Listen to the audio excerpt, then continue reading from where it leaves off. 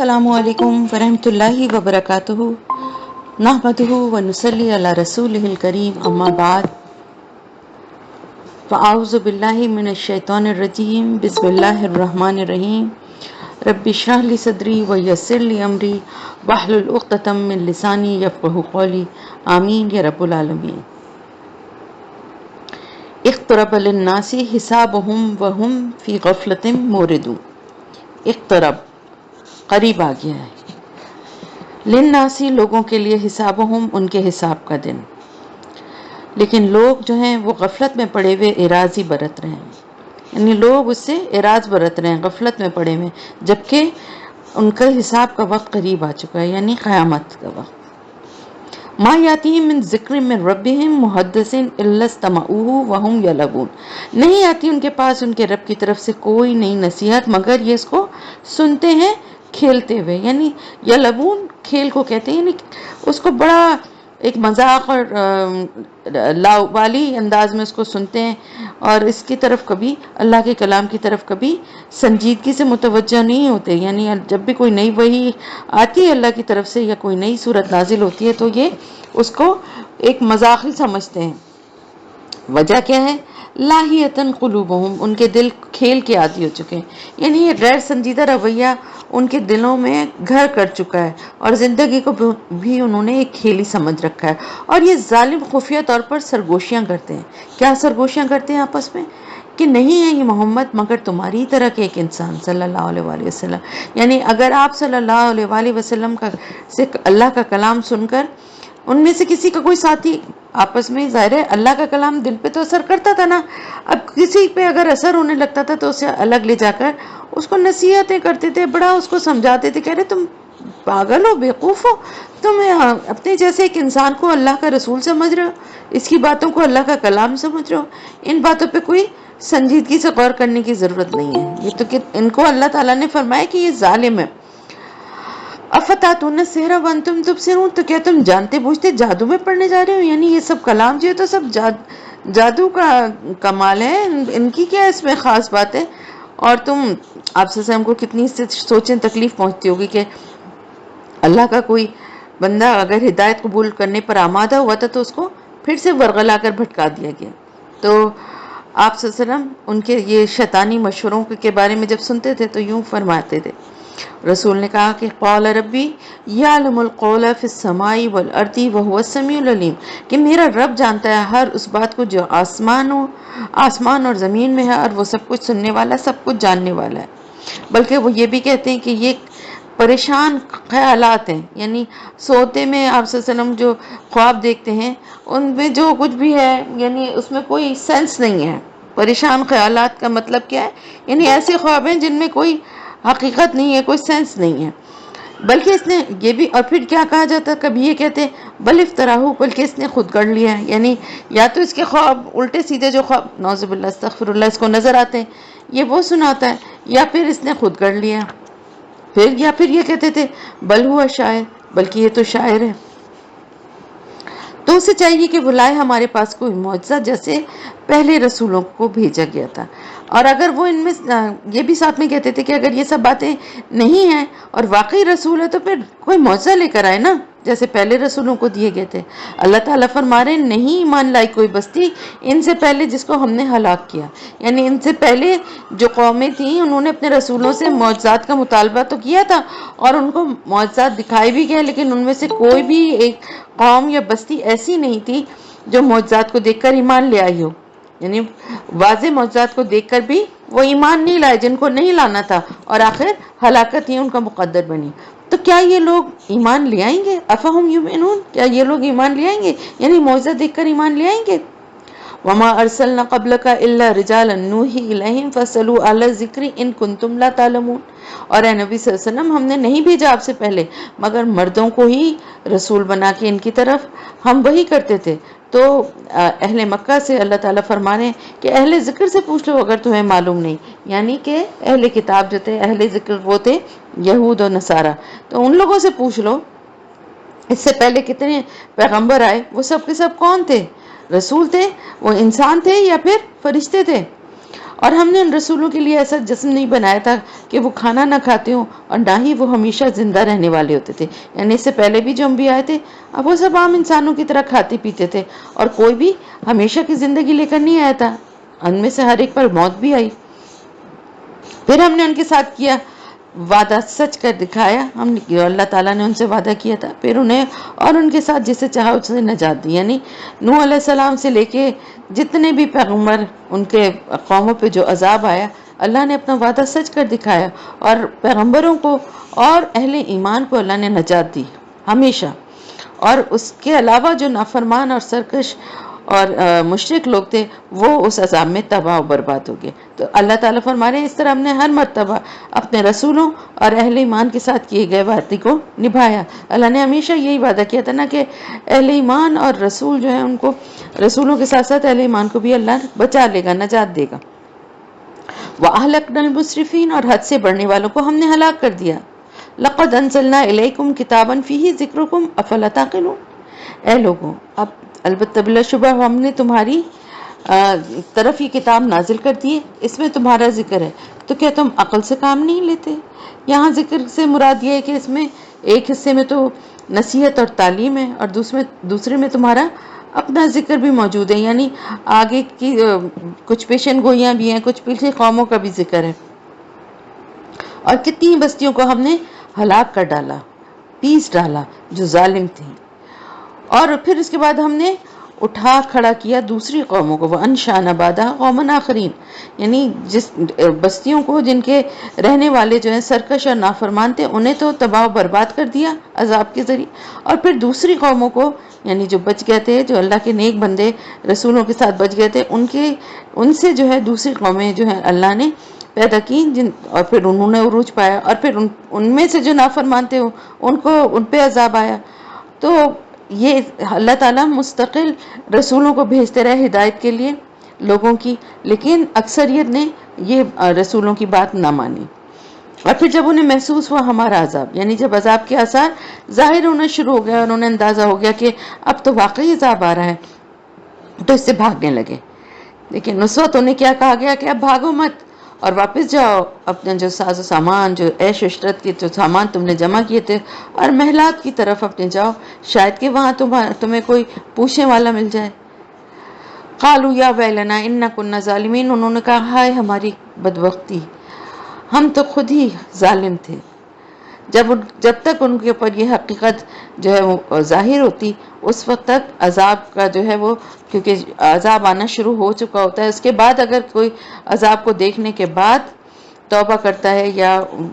اس کو احساس ہو جائے تو اس وقت کوئی فائدہ نہیں ہوتا۔ تو انہوں نے بڑی حسرت سے اعتراف کیا کہ ہم نے حق کو جھٹلا کر اللہ کی نافرمانیوں کا ارتکاب کر کے خود اپنے اوپر ہی ہم نے ظلم ڈھایا ہے، خود ہی ہم ظالم ہیں اپنے اوپر۔ پھر وہ بار بار یہی کہتے رہے، یعنی یہی مرتے دم تک، یعنی جو عذاب سے جب تک مرے نہیں اس وقت تک وہ یہی کہتے رہے، یہاں تک کہ ہم نے کر دیا انہیں کٹی ہوئی کھیتی اور راکھ کی مانند۔ حسید کٹی ہوئی کھیتی ہے جیسے فصل کٹ جانے کے بعد ہوتی ہے، اور راکھ خامدین جو ہے وہ راکھ ہے، بجھی ہوئی راکھ، یعنی ان کی بستیاں ایسی ویران ہوئی کہ اب وہاں کوئی زندگی کی رمق بھی نظر نہیں آتی۔ وَمَا خَلَقْنَا السَّمَاءَ وَالْأَرْضَ وَمَا بَيْنَهُمَا لَاعِبِينَ، اور ہم نے آسمان اور زمین کو اور جو کچھ ان دونوں کے درمیان ہے کھیل کے لیے نہیں بنایا، یعنی کوئی دنیا جو ہے صرف کسی کھیل تماشے اور کوئی تفریح کے لیے نہیں بنائی گئی ہے، بلکہ اس کے تخلیق کا ایک باقاعدہ ایک مقصد ہے، اور ایک پورا ایک نظام ہے جس کے تحت یہ دنیا بنائی گئی ہے، اور یہاں پر دنیا میں جو انسانوں کو بھیجا گیا ہے اس کے پیچھے بھی ایک پورا اللہ کی مشیت کا ایک اور حکمت کا ایک پورا سلسلہ ہے کہ جس کی وجہ سے یہاں پر عمل کرنے کے لیے انسانوں کو جو دنیا میں بھیجا، اور ان کی سہولت اور ان کی آسائش اور ان کے آرام اور ان کی ہدایت، ہر چیز کا خیال اللہ کی طرف سے رکھا جا رہا ہے۔ تو ایسے ہی تو نہیں بنا دیا نا، ایسی دنیا بنا دی، ایسی انسانوں کو بنا کے اس میں بھیج دیا۔ اور اگر ہم چاہتے کہ کوئی کھیل بنائے تو وہ ضرور ہم اپنے پاس سے بنا لیتے اگر ہم یہ کرنے والے ہی ہوتے، یعنی اگر اللہ چاہتا کہ کوئی کھیل تماشے والی چیز تو وہ بھی اللہ بنا سکتا تھا اگر کرنا چاہتا تو، بلکہ ہم حق کو دے مارتے ہیں باطل پر، تو وہ اس کو ختم کر دیتا ہے، اس کا بھیجا نکال دیتا ہے، یا جبھی وہ نابود ہو جاتا ہے، باطل ہو جاتا ہے۔ تو کیا ہوتا ہے کہ حق جو ہے آخر غالب آ کے رہتا ہے باطل پر، اور اس بری طرح اس کو کچلتا ہے کہ باطل جو ہے وہ بالکل ختم نیست و نابود ہو جاتا ہے، زائل ہو جاتا ہے۔ جیسے کہ آپ دیکھیں فتح مکہ کے بعد کفار کا کیا حال ہوا کہ اکثریت ایمان لے آئی یا پھر ان کو وہاں سے نکال دیا گیا، ختم ہو گئے۔ اسی طرح جب نافرمانی کرنے والی قوموں کو بھی جب تباہ و برباد کر دیا گیا تو پھر کون باقی رہ گیا؟ صرف اہل حق باقی رہ گیا۔ اور تمہارے لیے تباہی ہے اس کی وجہ سے جو تم لوگ بیان کر رہے ہو، یعنی جو کچھ تم باتیں کرتے ہو اس کی وجہ سے ہی تمہارے اوپر تباہی آنے والی ہے۔ وَلَهُ مَن فِي السَّمَاوَاتِ وَالْأَرْضِ، اور اسی کا ہے جو کچھ آسمانوں اور زمین میں ہے۔ وَمَن عِندَهُ لَا يَسْتَكْبِرُونَ عَنْ عِبَادَتِهِ وَلَا يَسْتَحْسِرُونَ، اور جو ملائکہ اور مقربین ہیں اللہ کے پاس وہ اس کی عبادت سے تکبر نہیں کرتے اور نہ ہی وہ سستی کرتے ہیں، یعنی اتنی عبادت کرتے ہیں، دن رات صرف عبادت ہی اللہ کی کرتے رہتے ہیں، لیکن پھر بھی اس پہ تکبر نہیں کرتے کہ ہم بڑے نیک اور بڑا مقرب اللہ کے ہیں اور ہمارا بڑا درجہ ہے اور ہمیں بڑے انعامات ملیں گے، اور نہ ہی عبادت کرنے یا اللہ کے احکامات کی تعمیل میں کوئی سستی کرتے ہیں۔ وہ دن رات طرح طرح اس کی تسبیح میں لگے ہوئے ہیں کہ تھکتے نہیں ہیں۔ لاکھوں کروڑوں اربوں فرشتے ہیں جو رکوع کی حالت میں ہیں، اور قیامت تک وہ رکوع کی حالت میں ہی اللہ کی تسبیح جو ہے پڑھتے جائیں گے، سجدے کی حالت میں اسی طرح لاکھوں کروڑوں اربوں پتہ نہیں نہ جانے کتنے فرشتے ہیں جو عبادتوں میں لگے ہوئے ہیں، جو اللہ کی تسبیح اور تمجید بیان کر رہے ہیں۔ اللہ کو ہماری عبادتوں، ہمارے اذکار اور ہماری جو کچھ بھی ہم پڑھتے ہیں اس کی کوئی حاجت اللہ کو نہیں ہے۔ اللہ غنی ہے، بے نیاز ہے، اس کی تو تعریف بیان کرنے، اس کی عبادت کرنے کے لیے بے شمار مخلوق ہیں، اور فرشتے تو اتنے ہیں کہ جن کی تعداد کا کسی کو اندازہ بھی نہیں ہے۔ تو پھر وہ انسانوں کی عبادت اور ہماری جیسی بے دلی اور ٹوٹی پھوٹی ہماری عبادتیں ہیں کہ ذہن کہیں ہے اور نماز میں اور ہم الفاظ کچھ پڑھ رہے ہیں یا تسبیح پہ اگر پڑھ رہے ہیں تو بھی دماغ ادھر ادھر چل رہا ہے، یکسوئی خشوع و خضوع نہیں ہوتا، کوشش کرتے ہیں۔ تو اللہ ہماری ان ٹوٹی پھوٹی کوششوں کو کیوں قبول کرتا ہے، کیوں قدردانی کرتا ہے؟ کس لیے اللہ پاک ہم پہ اتنا مہربان ہے کہ اللہ کو کیا ضرورت ہے؟ اللہ کو ہم تو ہماری عبادت کی ضرورت نہیں ہے نا۔ اللہ تعالیٰ اس عبادت کی ہمیں تاکید کیوں کرتا ہے؟ اللہ ہمیں یہ ساری چیزیں پڑھنے کے لیے کیوں ہمیں کہا گیا ہے تسبیح و تمجید کرنے کے لیے؟ ہمارے لیے، ہم اپنے لیے نجات پائیں، ہم اپنے لیے جنت میں جگہ بنائیں، ہم اپنے آپ کو کامیاب لوگوں میں شامل کریں، ان مومنین میں جو کہ اللہ کی رحمت سے جن کے لیے جنت کا فیصلہ ہوگا، جنت کے باغات میں جو رہیں گے۔ تو اللہ پاک اپنے بندوں سے چاہتا ہے، بندوں پہ مہربان ہے، ان بندوں کے لیے اللہ پاک چاہتا ہے کہ وہ اپنے لیے یہ محنت کریں، یہ کوشش کریں۔ اللہ کو کوئی احتیاج نہیں ہے، کوئی ضرورت نہیں ہے ہماری کسی عبادت، کسی ہماری تسبیح و تحلیل کی۔ یسبحون اللیل والنہار لا یفترون، اور وہ دن رات اس کی تسبیح میں لگے ہوئے ہیں کہ تھکتے ہی نہیں ہیں، یعنی اس طرح اس کی عبادت کر رہے ہیں۔ کیا انہوں نے زمین میں کچھ ایسے الہ بنا لیے ہیں جو نشو و نما دیتے ہیں؟ یعنی ان لوگوں کا کیا خیال ہے، مشرکین کا، کہ کچھ ایسے انہوں نے جو باطل جو الہ بنائے ہیں وہ ان کی وجہ سے، یعنی وہ ان سے مانگیں گے اور وہ ان کو اتنا دیں گے کہ وہ خوب پھولے پھلیں گے، ترقی حاصل کریں گے۔ اور اگر دونوں زمین و آسمان کے اندر اللہ کے سوا کوئی اور بھی الہ ہوتے تو لازماً یہ دونوں فساد سے بڑھ جاتے، یعنی کائنات کا نظم و ضبط اور نظام جو ہے اور تمام یعنی معاملات جو جس طرح سے چل رہے ہیں وہ اس بات کی گواہی دیتے ہیں کہ اس کو چلانے والی ایک ہی ذات ہے۔ اگر دو یا تین ہوتے تو آپس میں جھگڑا ہوتا، کوئی بارش کرنا چاہتا، کوئی کہتا نہیں، کوئی کچھ کر رہا ہوتا، کوئی کچھ کر رہا ہوتا، اور پھر تمام مخلوق کے لیے بھی مشکل ہوتا۔ ابھی تو سورج، چاند، ستارے، فرشتے، انسان، چرند پرند،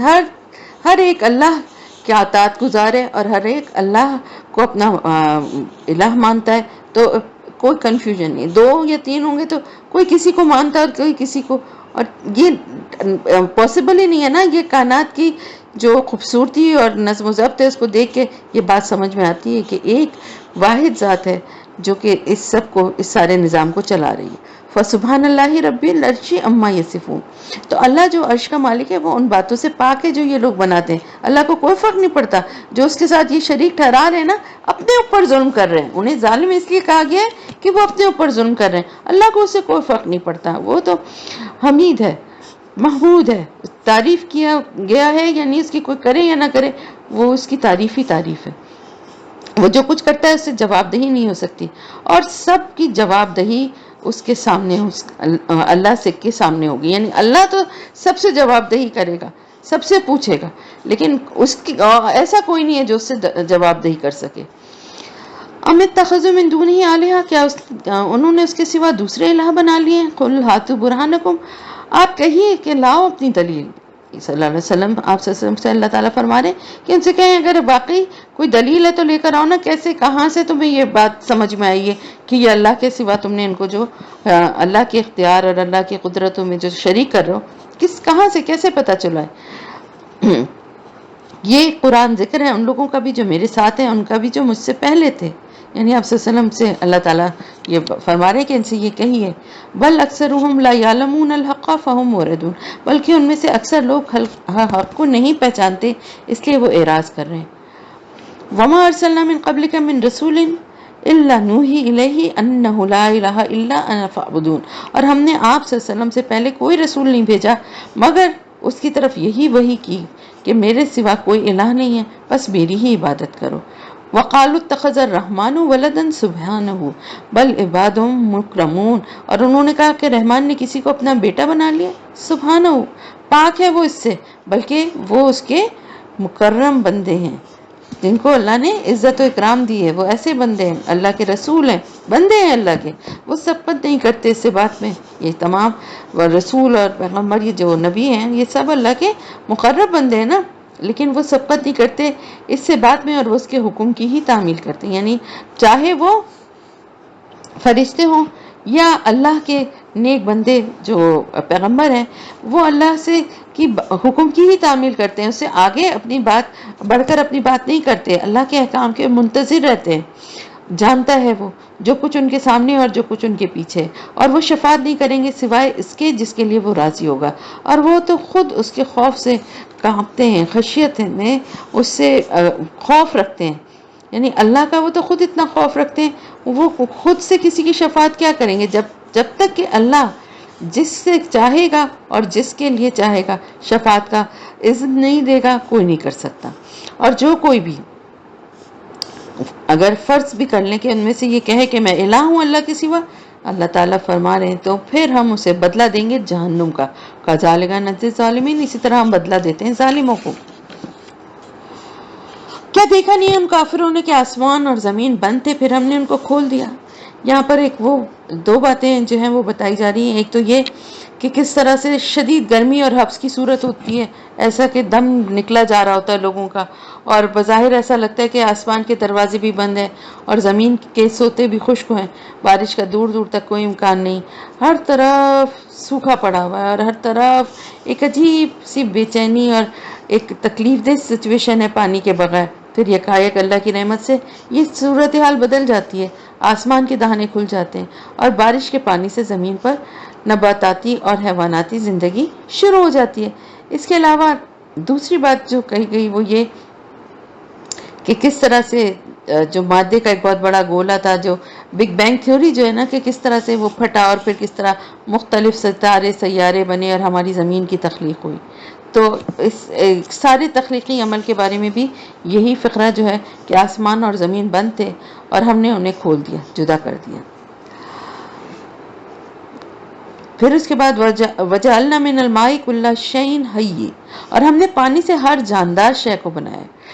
یہاں پر بتایا جا رہا ہے اور یہ حقیقت بھی ہے، جب مٹی سے بے شک تخلیق انسان کی ہوئی ہے، لیکن مٹی کو گوندا پانی سے گیا ہے، اور مٹی سے ہر جاندار چیز کی تخلیق ہوئی ہے، اور ان سب کی زندگی کا دار و مدار بھی پانی پر رکھا گیا ہے۔ تو کیا یہ سب کچھ جان لینے کے بعد بھی یہ لوگ ایمان نہیں لائیں گے؟ وَجَعَلْنَا فِي الْأَرْضِ رَوَاسِيَ أَن تَمِيدَ بِهِمْ، اور ہم نے زمین میں مضبوط پہاڑ جما دیے تاکہ وہ انہیں لے کر ایک طرف جھک نہ جائے، اور ہم نے اس کے اندر بڑے کشادہ راستے بنائے تاکہ یہ لوگ راستہ پائیں۔ میدانی راستوں کے علاوہ بڑے بڑے پہاڑی سلسلوں کے اندر بھی اللہ نے قدرتی راستے بنائے ہوئے ہیں اور ایسی وادیاں بنائی ہیں تاکہ لوگوں کے لیے ایسے علاقوں میں بھی سفر کرنا ممکن ہو سکے۔ وَجَعَلْنَا السَّمَاءَ سَقْفًا مَحْفُوظًا وَهُمْ عَنْ آيَاتِهَا مُعْرِضُونَ، اور ہم نے آسمان کو ایک محفوظ چھت بنا دیا، لیکن یہ لوگ آسمان کی نشانیوں کو دھیان میں نہیں لاتے، یعنی اس کی طرف دھیان ہی نہیں دیتے کہ یہ کتنی بڑی نشانی ہے۔ اور کس طرح ایک محفوظ چھت بنا دیا؟ جیسے کہ ہم نے پہلے پڑھا تھا کہ قرآن میں ہی پڑھا ہے کہ اللہ پاک نے اس میں بروج بنائے ہیں، اور یہ ستارے جو ہیں دیکھنے والوں کے لیے آسمان کو خوبصورت بھی بناتے ہیں اور حفاظت کرتے ہیں ہر شیطان مردود سے، جو کہ آسمان سے خبر لینے کے لیے جاتا ہے، ان سے حفاظت اللہ پاک فرماتا ہے، شیطان مردود کو وہ خبریں نہ ملیں، اس سے حفاظت ایک تو۔ دوسرے پھر سقف محفوظہ کے دو اور پہلو بھی ہیں، ایک تو یہ کہ اوزون لیئر آپ کو معلوم ہے جو کہ پوری دنیا کو، زمین کو جس نے ڈھانپا ہوا ہے، اور سورج سے نکلنے والی جتنی بھی مضر نقصان دہ الٹرا وائلٹ ریز ہیں ان کو زمین تک آنے سے روکنے کے لیے یہ فلٹر کا کام کرتی ہے۔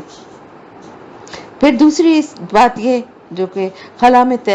آپ کو معلوم ہے خلا میں تیر رہے ہیں بہت سے سیارے، ستارے، چھوٹی بڑی جسامتوں کے بے شمار پتھر، تو یہ ٹھوس اجسام جو ہیں یہ مختلف ستاروں سیاروں میں جب ٹوٹ پھوٹ ہوتی ہے اس کے نتیجے میں یہ خلا میں بکھر جاتے ہیں اور تیرتے رہتے ہیں۔ تو اگر یہ زمین کے اوپر گرنے کے لیے داخل ہوتے ہیں، زمین کے جو چاروں طرف جو ایک ایٹماسفیئر لیئر جو بنی ہوئی ہے اس میں، تو اپنی تیز رفتاری کے سبب اور اس لیئرز کو کراس کرتے ہوئے ہوا کی رگڑ سے جل کر فضا میں ہی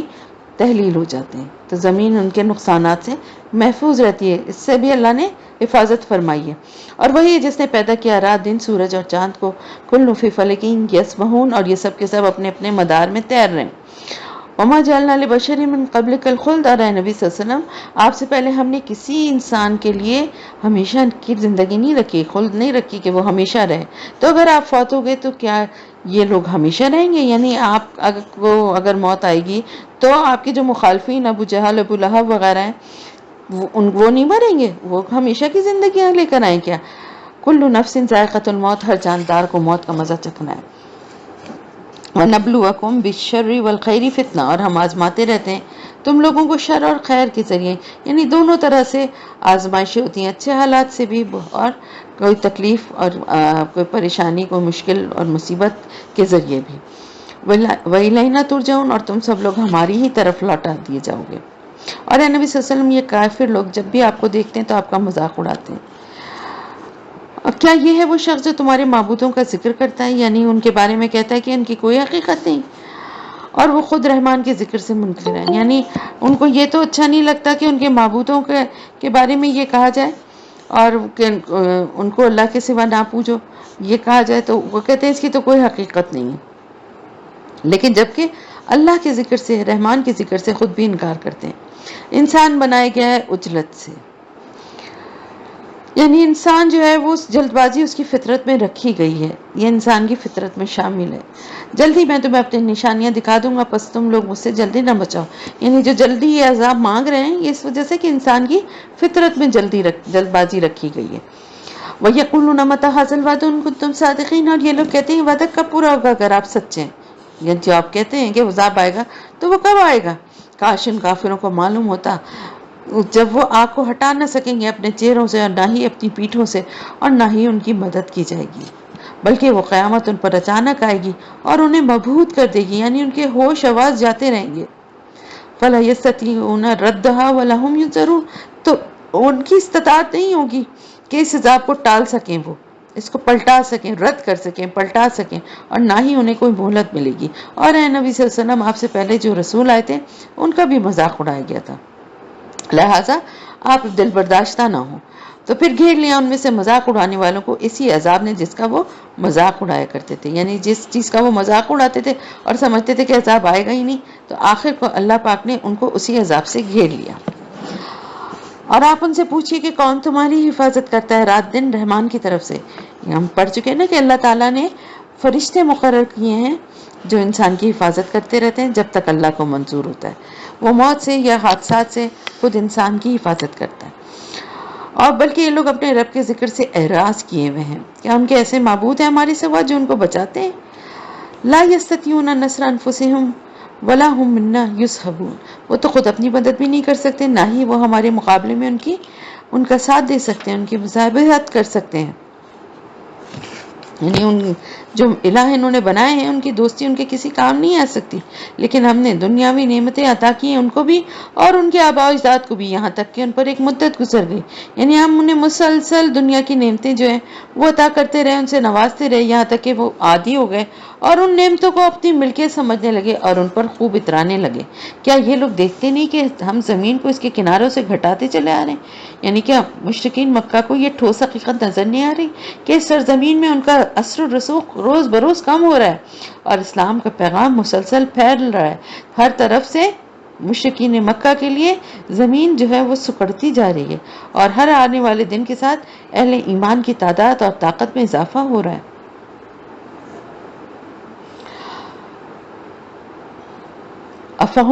افہم الغالبون، تو کیا اب بھی وہ سمجھتے ہیں کہ وہی غالب آنے والے ہیں؟ یعنی یہ سب کچھ دیکھ کے سب کچھ ان کو نظر آ رہا ہے، پھر بھی وہ یہ سمجھتے ہیں کہ وہی جیتیں گے۔ آپ کہہ دیجئے قل انما انذرکم بالوحی، آپ کہہ دیجئے میں تم لوگوں کو خبردار کرتا ہوں وحی کے ذریعے سے، اور بہرے نہیں سنتے کسی پکار کو جب انہیں خبردار کیا جاتا ہے۔ یعنی اگر ایک بہرے کو چلا چلا کے بتایا بھی جائے کہ تمہارے پیچھے موت ہے یا تمہارے پیچھے کوئی خطرہ ہے تو وہ آپ کو خطرے سے نہیں بچا پائے گا۔ تو یہی مثال ان منکرین حق کے لیے دی گئی ہے، ان مشرکین کے لیے دی گئی ہے۔ اور اگر انہیں آپ کے رب کے عذاب کا ایک بھپکا بھی لگ جائے تو فوراً چیخ اٹھیں گے کہ ہائے ہماری کمبختی، ہائے ہماری ہلاکت، ہم ہی ظالم تھے۔ یعنی ابھی جو اکڑ اکڑ کر باتیں کر رہے ہیں اور آپ کے اوپر طنز کر رہے ہیں، یہ ایک جھٹکا بھی عذاب کا سہ نہیں پائیں گے اور دہائی دینا شروع کر دیں گے کہ ہم ہی قصوروار ہیں، اور ہم قیامت کے دن عدل و انصاف کی میزانی لا کر رکھ دیں گے، پھر کسی جان پر کوئی ظلم نہیں کیا جائے گا۔ یعنی اب قیامت کے دن اللہ کی طرف سے میزان ہوگا جس پہ کہ تمام اعمال کو تولا جائے گا، وزن کیا جائے گا ان کا، اور پھر کسی جان پر کوئی ظلم نہیں کیا جائے گا، اور اگر ہوگا کوئی عمل رائے کے دانے کے برابر تو بھی ہم اسے لے کر آئیں گے۔ وَكَفَى بِنَا حَاسِبِينَ، اور حساب لینے میں ہم کافی ہیں، ہمیں کسی مددگار کی ضرورت نہیں۔ اور ہم نے موسیٰ علیہ السلام کو اور ہارون علیہ السلام کو عطا کی تھی فرقان، یعنی یہ کتاب تورات جو تھی، فرق کرنے والی حق اور باطل کا، روشنی اور نصیحت متقین کے لیے۔ الذین یخشون ربهم بالغیب وهم من الساعۃ مشفقون، اور جو ڈرتے رہتے ہیں اپنے رب سے غیب میں ہونے کے باوجود، یعنی اللہ کو دیکھا نہیں ہے لیکن اس کے باوجود اللہ کا خوف دل میں رکھتے ہیں، اور قیامت کے دن کے تصور سے بھی وہ کانپتے ہیں، ان کے دل لرزتے ہیں۔ اور اب یہ بابرکت ذکر ہم نے نازل کیا، یعنی اس سے پہلے ہم نے تورات نازل کی جو حق و باطل کے درمیان فیصلہ کرنے والی تھی، اور اب ہم نے اپنا بابرکت کلام قرآن کی صورت میں نازل کیا ہے۔ افانتم لہ منکرون، تو کیا تم اس کا انکار کر رہے ہو؟ وَلَقَدْ آتَيْنَا إِبْرَاهِيمَ رُشْدَهُ مِنْ قَبْلُ وَكُنَّا بِهِ عَالِمِينَ، اور موسیٰ علیہ السلام سے پہلے ہم نے ابراہیم علیہ السلام کو اس ہدایت کی جو راہ تھی وہ ہم نے ان کو دکھائی تھی، اور ہم ہر طرح سے اس کی خبر رکھتے تھے۔ یعنی حضرت ابراہیم علیہ السلام اور ان کی قوم کے درمیان ہونے والی کشمکش جو تھی اس کی اب ڈیٹیلز بتائی جا رہی ہیں۔ اس قال لأبیہ وقومہ ما ھذہ التماثیل التی انتم لہا عاکفون، اب جب ابراہیم علیہ السلام نے اپنے والد اور اپنی قوم سے کہا کہ یہ کیا مورتیاں ہیں جن کے لیے تم اعتکاف کیے رہتے ہو، یعنی خود اپنے ہاتھوں سے مورتیوں کو تراشتے ہو اور ان کی اصلیت اور حقیقت تم خود جانتے ہو، تو پھر تم کس طرح مجاور بنے ہوئے یا ان کی پوجا کرنے والے بنے بیٹھے اور یہیں پر ہی اعتکاف یعنی ان کی عبادت کے دھیان میں لگے ہوئے ان کے سامنے بیٹھے ہوئے؟ انہوں نے جواب دیا کہ ہم نے اپنے آباء و اجداد کو اسی طرح ان کی عبادت کرتے پایا تھا، ہم اس لیے کر رہے ہیں کہ ہم نے اپنے باپ دادا کو بھی اسی طرح کرتے دیکھا تھا، ان کی عبادت کرتے ہوئے۔ ابراہیم علیہ السلام نے کہا پھر تو تم بھی تمہارے آباء و اجداد بھی یقیناً کھلی گمراہی میں مبتلا تھے۔ یعنی آپ نے صاف صاف کہہ دیا کہ اگر ان پوتوں کی پوجا تمہارے آباء و اجداد کرتے تھے تو وہ بھی اور تم بھی یقیناً کھلی گمراہی میں مبتلا ہو۔ وہ کہنے لگے کیا واقعی آپ ہمارے پاس حق لائیں یا پھر کوئی ایسے ہم سے مذاق کر رہے ہیں، کھیل کر رہے ہیں، لاعبین کھیل کر رہے ہیں، یعنی کوئی واقعی کوئی ٹھوس دلیل ہے آپ کے پاس یا آپ ایسے ہی ایک تفریحاً ایک بات کر رہے ہیں؟ ابراہیم علیہ السلام نے جواب دیا کہ نہیں بلکہ اصل در حقیقت تمہارا رب وہی ہے جو آسمانوں اور زمین کا رب ہے جس نے انہیں پیدا کیا ہے، وَأَنَا عَلَىٰ ذَلِكُم مِّنَ الشَّاهِدِينَ، اور میں خود بھی اس پر گواہ ہوں۔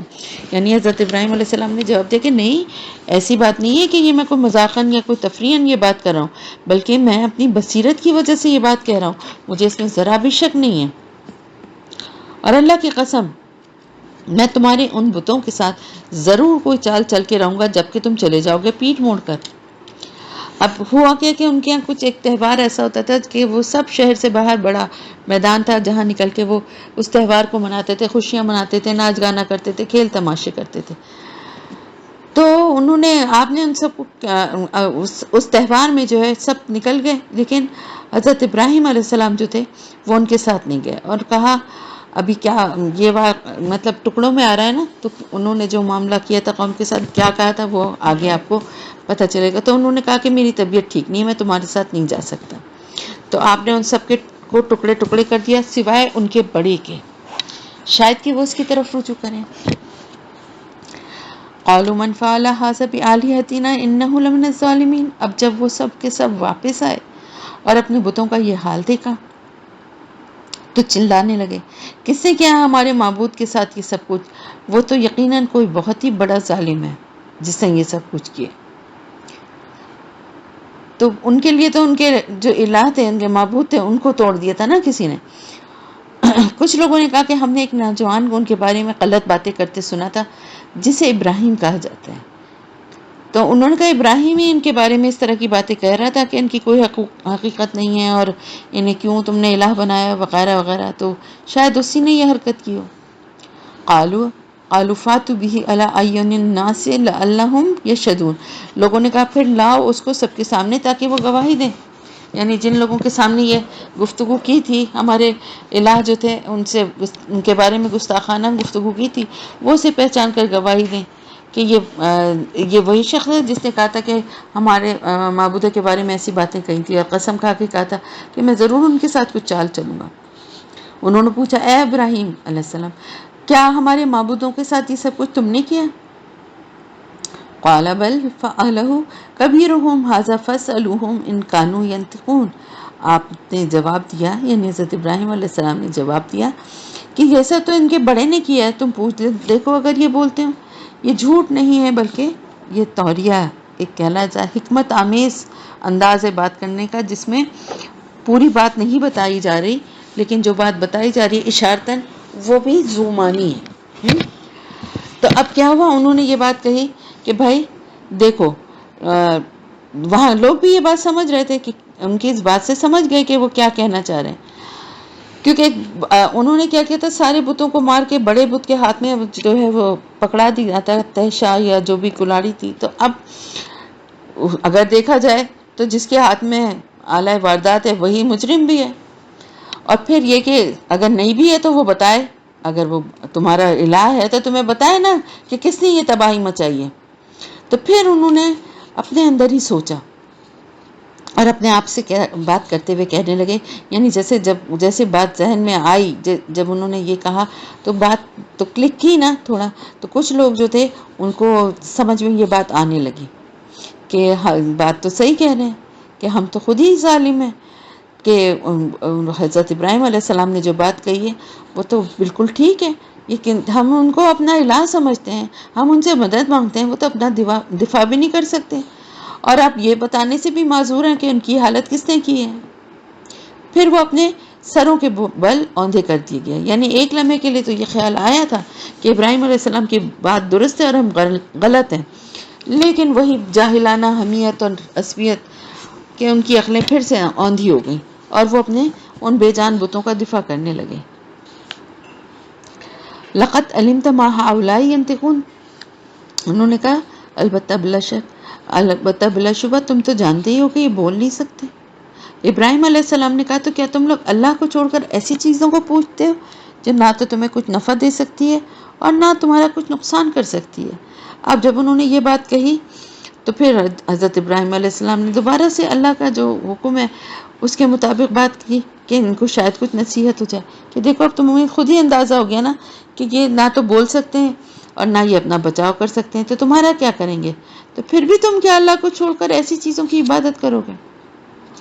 उफ़्फ़िन लकुम वलिमा ताबुदूना मिन दूनिल्लाहि अफला ताक़िलून,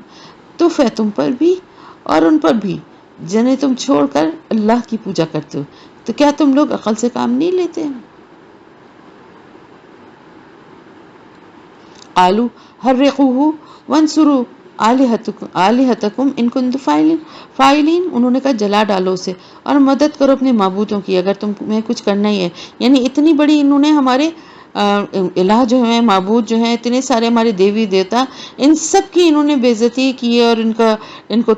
के साथ जो बुरा काम किया है, तो अब इनको इसकी सजा देनी चाहिए और अपने जो इलाह हैं उनकी मदद करनी चाहिए। यानी वो इलाह इनकी मदद करें, इसके बजाय ये कहते हैं अब हमें इनकी मदद करना चाहिए कि इनके साथ किसी ने बुरा सलूक किया है, अगर तुम्हें कुछ करना ही है। तो एक बहुत बड़ा आग का अलाव तैयार किया गया और हज़रत इब्राहीम अलैहिस्सलाम को उसमें डाल दिया गया। कुलना या नारु कूनी बरदम व सलामन अला इब्राहीम, और हमने दिया हुक्म, अल्लाह ताला फरमा रहे हमने हुक्म दिया कि ए आग, कुलना या नारा कूनी, ए आग कूनी हो जा तू बर्दन ठंडी, तो ठंडी हो जा और सलामती बन जाए इब्राहीम अलैहिस्सलाम पे। अल्लाह पाक की बहुत बड़ी मौजा कुदरत की निशानी। अब आप देखिए इतना बड़ा मौजा देख के क्या वो सब के सब नमरूद और उसकी कौम ईमान ले आए थे? नहीं लाए थे ना वो, और उन्होंने इरादा किया उसके साथ एक चाल चलने का। अब क्या इरादा किया? इरादा ये किया था, दरहकीकत वो पहले जो है उनको डालने का इरादा नहीं रखते थे, बल्कि सिर्फ आपको आपके मौक़िफ़ से हटाने के लिए कि एक धमकी दी गई थी कि इनको जला डालें, और आग भी दहकाई जा रही थी कि जब ये आग के हैबतनाक अलाव के सामने जाकर खड़े होंगे तो इनके खुद ही होश ठिकाने आ जाएंगे और ये अपनी जान बचाने के लिए फ़ौरन उन माबूदों को की इबादत करने पे ये भी तैयार हो जाएंगे। तो इस तरह से उन्होंने हज़रत इब्राहीम अलैहिस्सलाम के ख़िलाफ़ चाल चली, मगर ये चाल उन्हें उल्टी पड़ गई। फ़जअलनाहुमुल अख़्सरीन, और लेकिन हमने उन्हीं को कर दिया खसारा उठाने वाले, यानी वो नाकाम हो गए अपनी चाल में। वनज्जयनाहु व लूतन इलल अर्दिल लती बारकना फ़ीहा लिल आलमीन, और हमने इब्राहीम को और लूत अलैहिस्सलाम को, इब्राहीम अलैहिस्सलाम और लूत अलैहिस्सलाम को नजात दी, उस सरजमीन की तरफ से निकाल ले गए जिसमें हमने बरकतें, उस सरजमीन की तरफ निकाल ले गए जिसमें हमने बरकतें रखी हैं सब जहान वालों के लिए। यानी हज़रत लूत अलैहिस्सलाम जो थे हज़रत इब्राहीम अलैहिस्सलाम के भतीजे थे और आप पर ईमान ले आए थे। तो अल्लाह ताला ने फिर क्या फ़ैसला आपके लिए फरमाया कि इस इलाके से, यानी इराक़ से जो है अब कहाँ जाना है? फ़लस्तीन का इलाका, जिसमें हमने बरकतें रखी हैं वो फ़लस्तीन का इलाका है। तो ये सफ़र करते हुए वहाँ फ़लस्तीन पहुँचे और वहीं पर मुस्तकिल इन्होंने अपनी रिहाइश जो है वो वहीं इख्तियार कर ली, और हमने उसको इसहाक़ अता फरमाया और याकूब इस पर मज़ीद नाफिला, यानी इससे बढ़कर, नफिल कहते हैं ना जो एक्चुअल इबादत है उसके अलावा उससे बढ़कर और मज़ीद जो की जाती है वो नफिल कहलाती है। तो अल्लाह ताला ने आपको इसहाक़ जैसा बेटा और याकूब जैसा पोता अता फरमाया और उन सबको हमने सालेह बनाया। वजअलनाहुम अइम्मतन यहदूना बिअमरिना, और हमने उन्हें इमाम बना दिया जो हिदायत देते थे हमारे हुक्म से, यानी लोगों की रहनुमाई और रहबरी करते थे। और हमने उनकी तरफ वही की नेक काम करने की, नमाज कायम करने और ज़कात अदा करने की। यानी सिर्फ ईमान लाना या कलमा पढ़ना काफ़ी नहीं है, बल्कि उनकी तरफ वही की कि नेक काम करें, नमाज कायम करें, ज़कात अदा करें, और वो सब के सब हमारी बंदगी करने वाले थे। यानी ये सब के सब अल्लाह ताला फरमा रहे हैं कि ये सब के सब कौन थे? हमारे बंदे थे, हमारी इबादत करने वाले थे। जो लोगों ने किसी को नाउज़ुबिल्लाह अल्लाह का बेटा या कोई और दर्जा दिया है, उनके लिए ये बात, ये आयत जो है हतमी है ना कि वो सब के सब हमारी बंदगी करने वाले थे। वलूतन आतैनाहु हुक्मन व इल्मा, और लूत को हमने हिकमत और इल्म अता फरमाया। वनज्जयनाहु मिनल क़र्यति लती कानत तामलुल खबाइस, और हमने उसे नजात दी इस बस्ती से जो गंदे काम करती थी, यानी उस बस्ती के लोग गंदे कामों में मुब्तला थे। यकीनन वो नहायत बुरे और नाफरमान लोगों की कौम थी। वअदखलनाहु फी रहमतिना इन्नहु मिनस सालिहीन, और लूत को हमने अपनी रहमत में दाखिल किया, यकीनन वो हमारे साले बंदों में से था। और नूह को भी हमने अपनी हिदायत बख्शी जब उसने दुआ की थी, इससे पहले तो اس سے پہلے ہم نے اس کی دعا قبول کی تھی. یعنی نوح علیہ السلام نے یہ دعا کی تھی نا، فدعا ربہ انی مغلوب فانتصر، اے میرے رب میں مغلوب ہوں، میں مغلوب ہو رہا ہوں، لیکن تو ہی میری مدد فرما، ان دشمنوں سے یا جن سے میرا مقابلہ، ان سے تو ہی انتقام لے. آپ کی دعا قبول فرمائی گئی اور اس نافرمان قوم کو غرق کر دیا گیا. وَنَجَّيْنَاهُ وَأَهْلَهُ مِنَ الْكَرْبِ الْعَظِيمِ، تو ہم نے نجات دی اس کو اور اس کے گھر والوں کو بہت بڑے کرب سے، اور ہم نے اس کی مدد کی اس کی قوم کے مقابلے میں جنہوں نے ہماری آیات کو جھٹلایا تھا. إِنَّهُمْ كَانُوا قَوْمَ سَوْءٍ فَأَغْرَقْنَاهُمْ أَجْمَعِينَ، یقیناً وہ بہت ہی برے لوگ تھے تو ہم نے ان سب کو غرق کر دیا. وَدَاوُدَ وَسُلَيْمَانَ إِذْ يَحْكُمَانِ فِي الْحَرْثِ إِذْ نَفَشَتْ فِيهِ غَنَمُ الْقَوْمِ، اور داؤد علیہ السلام اور سلیمان علیہ السلام کو بھی اللہ نے یہی نعمت عطا فرمائی جب وہ ایک کھیتی کے بارے میں فیصلہ کر رہے تھے، جب اس میں گھس گئی تھی کچھ لوگوں کی بکریاں. یہ ایک مقدمہ تھا جو حضرت داؤد علیہ السلام کے سامنے جو ہے پیش کیا گیا تھا، اور اس مقدمے کا فیصلہ جو تھا نا وہ حضرت سلیمان علیہ السلام نے کیا تھا. اچھا، اب کیا معاملہ کیا تھا؟ ایک شخص نے اپنی کھیتی میں بڑی محنت یعنی اپنے کھیتوں میں بڑی محنت سے فصل تیار کی، لیکن جب فصل تیار تھی تو کسی دوسرے قبیلے کی بکریوں کے ریوڑ نے کھیت میں گھس کر تمام فصل تباہ کر دی. تو حضرت داؤد علیہ السلام کی عدالت میں جب یہ پیش ہوا مقدمہ تو اللہ تعالیٰ فرما رہے وَكُنَّا لِحُكْمِهِمْ شَاهِدِينَ، ہم ان کے فیصلے کے وقت وہاں موجود تھے. تو ہم نے فہم عطا کر دیا اس فیصلے کا سلیمان کو، یعنی فیصلے کے وقت حضرت سلیمان علیہ السلام بھی ایک شہزادی کی حیثیت سے دربار میں موجود تھے. اب اللہ تعالیٰ نے اس مقدمے کا ایک حکیمانہ حل ان کے ذہن میں ڈال دیا. چنانچہ حضرت سلیمان علیہ السلام نے اس مسئلے کا حل یہ بتایا کہ بکریاں جو ہیں وہ عارضی طور پر کھیتی والی کو دے دی جائیں، کھیتی والے کو دے دی جائیں جس کا کھیت تباہ ہوا تھا، بکریوں نے کھا لیا تھا، اب یہ بکریاں اس کو دے دی جائیں، وہ ان کے دودھ سے فائدہ اٹھائے، اس کو پیے، استعمال کرے، بیچے، جو دل چاہے کرے. دوسری طرف بکریوں کے مالک کو کیا حکم دیا کہ وہ اس کھیتی کو دوبارہ تیار کریں، یعنی بکریاں تو اس کی چلی گئیں، اب کھیتی والے کے پاس اب اس کے پاس کیا کام ہے؟ اب اس کا کام یہ کہ کھیتی کو دوبارہ سے تیار کرے، دوبارہ زمین کو کھودے، گڈائی کرے، بیج ڈالے، سب کچھ کرے، پھر پانی آپاشی یعنی پانی کا بندوبست کرے، پھر جب فصل پہلے کی طرح تیار ہو جائے تو اسے اس کے مالک کے سپرد کر دو، وہ اپنی بکریاں واپس لے لیں. یعنی اب دونوں کے ساتھ انصاف ہو گیا نا، اور ہر ایک کو ہم نے علم اور حکمت عطا کیا تھا. وَسَخَّرْنَا مَعَ دَاوُودَ الْجِبَالَ يُسَبِّحْنَ وَالطَّيْرَ، اور ہم نے مسخر کر دیا تھا داؤد علیہ السلام کے ساتھ پہاڑوں کو جو تسبیح کرتے تھے، اور پرندوں کو بھی مسخر کر دیا تھا. حضرت داؤد علیہ السلام کی آواز بہت اچھی تھی، اور حضرت داؤد علیہ السلام اپنی خوبصورت آواز میں زبور کے جو اس کے اندر جو اللہ کی حمد و ثنا تھی نا زبور میں، تو وہ آپ جب گاتے تھے آپ اس کی جو کہ کیا کہنا چاہیے اس کو کہ اس کی اللہ کی حمد و ثنا بیان کرتے تھے، تو اتنی خوبصورت آواز تھی کہ پہاڑ بھی وجد میں آ جاتے تھے اور آپ کی آواز میں آواز ملاتے تھے، اور اڑتے ہوئے پرندے بھی ایسے موقع پر ان کے ساتھ شریک ہو جاتے تھے. وَكُنَّا فَاعِلِينَ، اور یہ سب کچھ کرنے والے ہم ہی تھے. اللہ تعالیٰ فرما رہے یعنی یہ سب کچھ کرنے والی ذات کون تھی؟ یہ سب اللہ کی قدرت سے یہ سب کچھ ہو رہا تھا. پھر دوسرا ان کو حضرت داؤد علیہ السلام کو ایک معجزہ کیا دیا گیا تھا، اور ہم نے انہیں تمہارے لیے لباس کی صنعت سکھائی. یہاں لباس سے مراد جنگی لباس ہے، یعنی ذرہ بختر ہے، اور ذرہ جو ہے وہ حضرت داؤد علیہ السلام کی ایجاد نہیں ہے، کیونکہ یہاں پر لباس سے مراد جنگی لباس ہے، یعنی ذرہ بختر. تو حضرت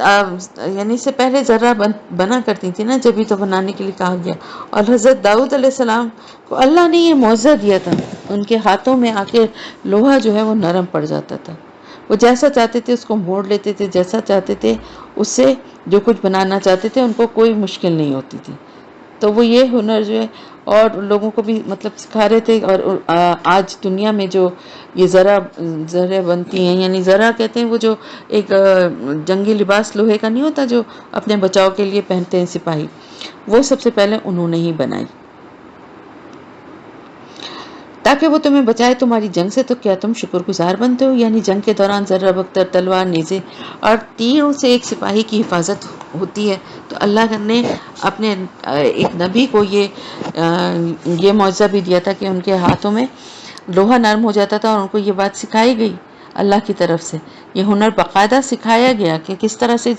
اس سے کڑیوں سے کڑیاں جوڑ کے اور کس طرح یہ ذرہ بنائی جائے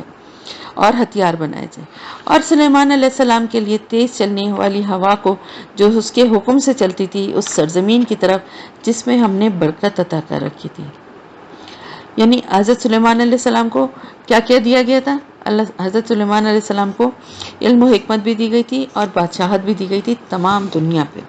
اور دنیا میں صرف انسان نہیں بلکہ ہر چیز پہ، ہوا پہ، چرند پرند، ہر طرح کے جانور پہ، ہر چیز پہ ان کو اللہ تعالیٰ نے ان کو جو ہے وہ ایک معجزہ دیا تھا کہ وہ سب چیزیں ان کے تابع کر دی تھی، اور ہم تمام چیزوں کا علم رکھنے والے ہیں۔ ومن الشیاطین من یخوضون لہو، اور شیاطین میں سے بھی ہم نے بہت سو کو مسخر کر دیا تھا جو اس کے لیے سمندروں میں غوطہ خوری کرتے تھے۔ یعنی شیاطین سے مراد جن، وہ بھی ان کے تابع کر دیے تھے، اور وہ سمندروں میں غوطے لگا لگا کے ہیرے کہہ رہی ہوں، موتی اور طرح طرح کے اور جو زمین سمندر کے اندر جو چیزیں ملتی ہیں جن سے زیورات بنتے ہیں، وہ قیمتی چیزیں لا کے آپ حضرت سلیمان علیہ السلام کے سامنے پیش کیا کرتے تھے، اور وہ اس کے علاوہ بہت سے دوسرے کام بھی کرتے تھے، اور ہم ہی ان پر نگران تھے۔ وَكُنَّا لَهُمْ حَافِظِينَ، اور ہم ہی ان پر نگران تھے۔ وَأَيُّوبَ إِذْ نَادَىٰ رَبَّهُ، اور ایوب پر بھی ہمارا فضل ہوا جب اس نے اپنے پروردگار کو پکارا۔ دیکھیں یہاں پہ تمام پیغمبروں کی بات ہو رہی ہے، اور جو خاص دعائیں ان پیغمبروں نے مانگی وہ بھی اس میں آگے پیچھے بیان ہو رہی ہیں۔ تو یہ اس میں دعائیں سارے پیغمبروں نے جو اپنی مشکل وقت میں مانگی تھی وہ کافی ساری اس میں موجود ہیں۔ حضرت ایوب علیہ السلام کا یہاں پہ ذکر ہے، وہ بھی اللہ کے جلیل القدر نبی تھے، اور قرآن میں آپ کو صابر کہا گیا ہے۔ کس وجہ سے کہا گیا ہے؟ کیونکہ اللہ تعالیٰ نے شدید بیماریوں کے ذریعے آپ کی آزمائش کی، مگر آپ ہر حال میں صابر و شاکر رہے۔ یہی وجہ ہے کہ صبر ایوب جو ہے وہ آج تک مثال دی جاتی ہے۔ انی مسنی الضر وانت ارحم الراحمین، انہوں نے کیا دعا کی؟ صرف یہ دعا کی کہ مجھے بہت زیادہ تکلیف پہنچی ہے اور تو تمام رحم کرنے والوں میں سے بڑھ کر رحم کرنے والا ہے۔ فاستجبنا له فکشفنا ما به من ضر، تو ہم نے اس کی دعا کو قبول کیا اور اس کو جو تکلیف تھی اسے دور کر دیا۔ یعنی ان کو ایک جلدی ایسی بیماری ہو گئی تھی جس میں کہ زخم پڑ گئے تھے، اور وہ زخم جو ہے ان میں کیڑے پڑ گئے تھے، تو اس کی وجہ سے لوگوں نے بھی ان کا ساتھ چھوڑ دیا تھا، اور ان کو جو ہے آبادی سے دور وہ جو ہے وہ یعنی ایک جگہ وہ رہ رہے تھے اپنی بیوی کے ساتھ۔ اور کہا یہ جاتا ہے کہ ان کی اولاد یعنی بہت کثیر الاولاد تھے اور بہت مال و اسباب تھا، وہ سب ان کا ختم ہو گیا، اولاد بھی ان کی ساری جو ہے وہ اللہ کی طرف سے وہ مر گئی، اور یہ بہت بڑی ایک آزمائش تھی جو ان کی اللہ کی طرف سے لی گئی تھی اپنی طرف سے خاص رحمت کے طور پر، اور تاکہ نصیحت ہو عبادت کرنے والوں کے لیے۔ یعنی اللہ تعالیٰ فرما رہے ہیں کہ وَآتَيْنَاهُ أَهْلَهُ وَمِثْلَهُمْ مَعَهُمْ، اور ہم نے اسے عطا کیا اس کے گھر والے اور ان کے ساتھ اتنا ہی اور بھی، یعنی جو کچھ اللہ نے ان سے لیا تھا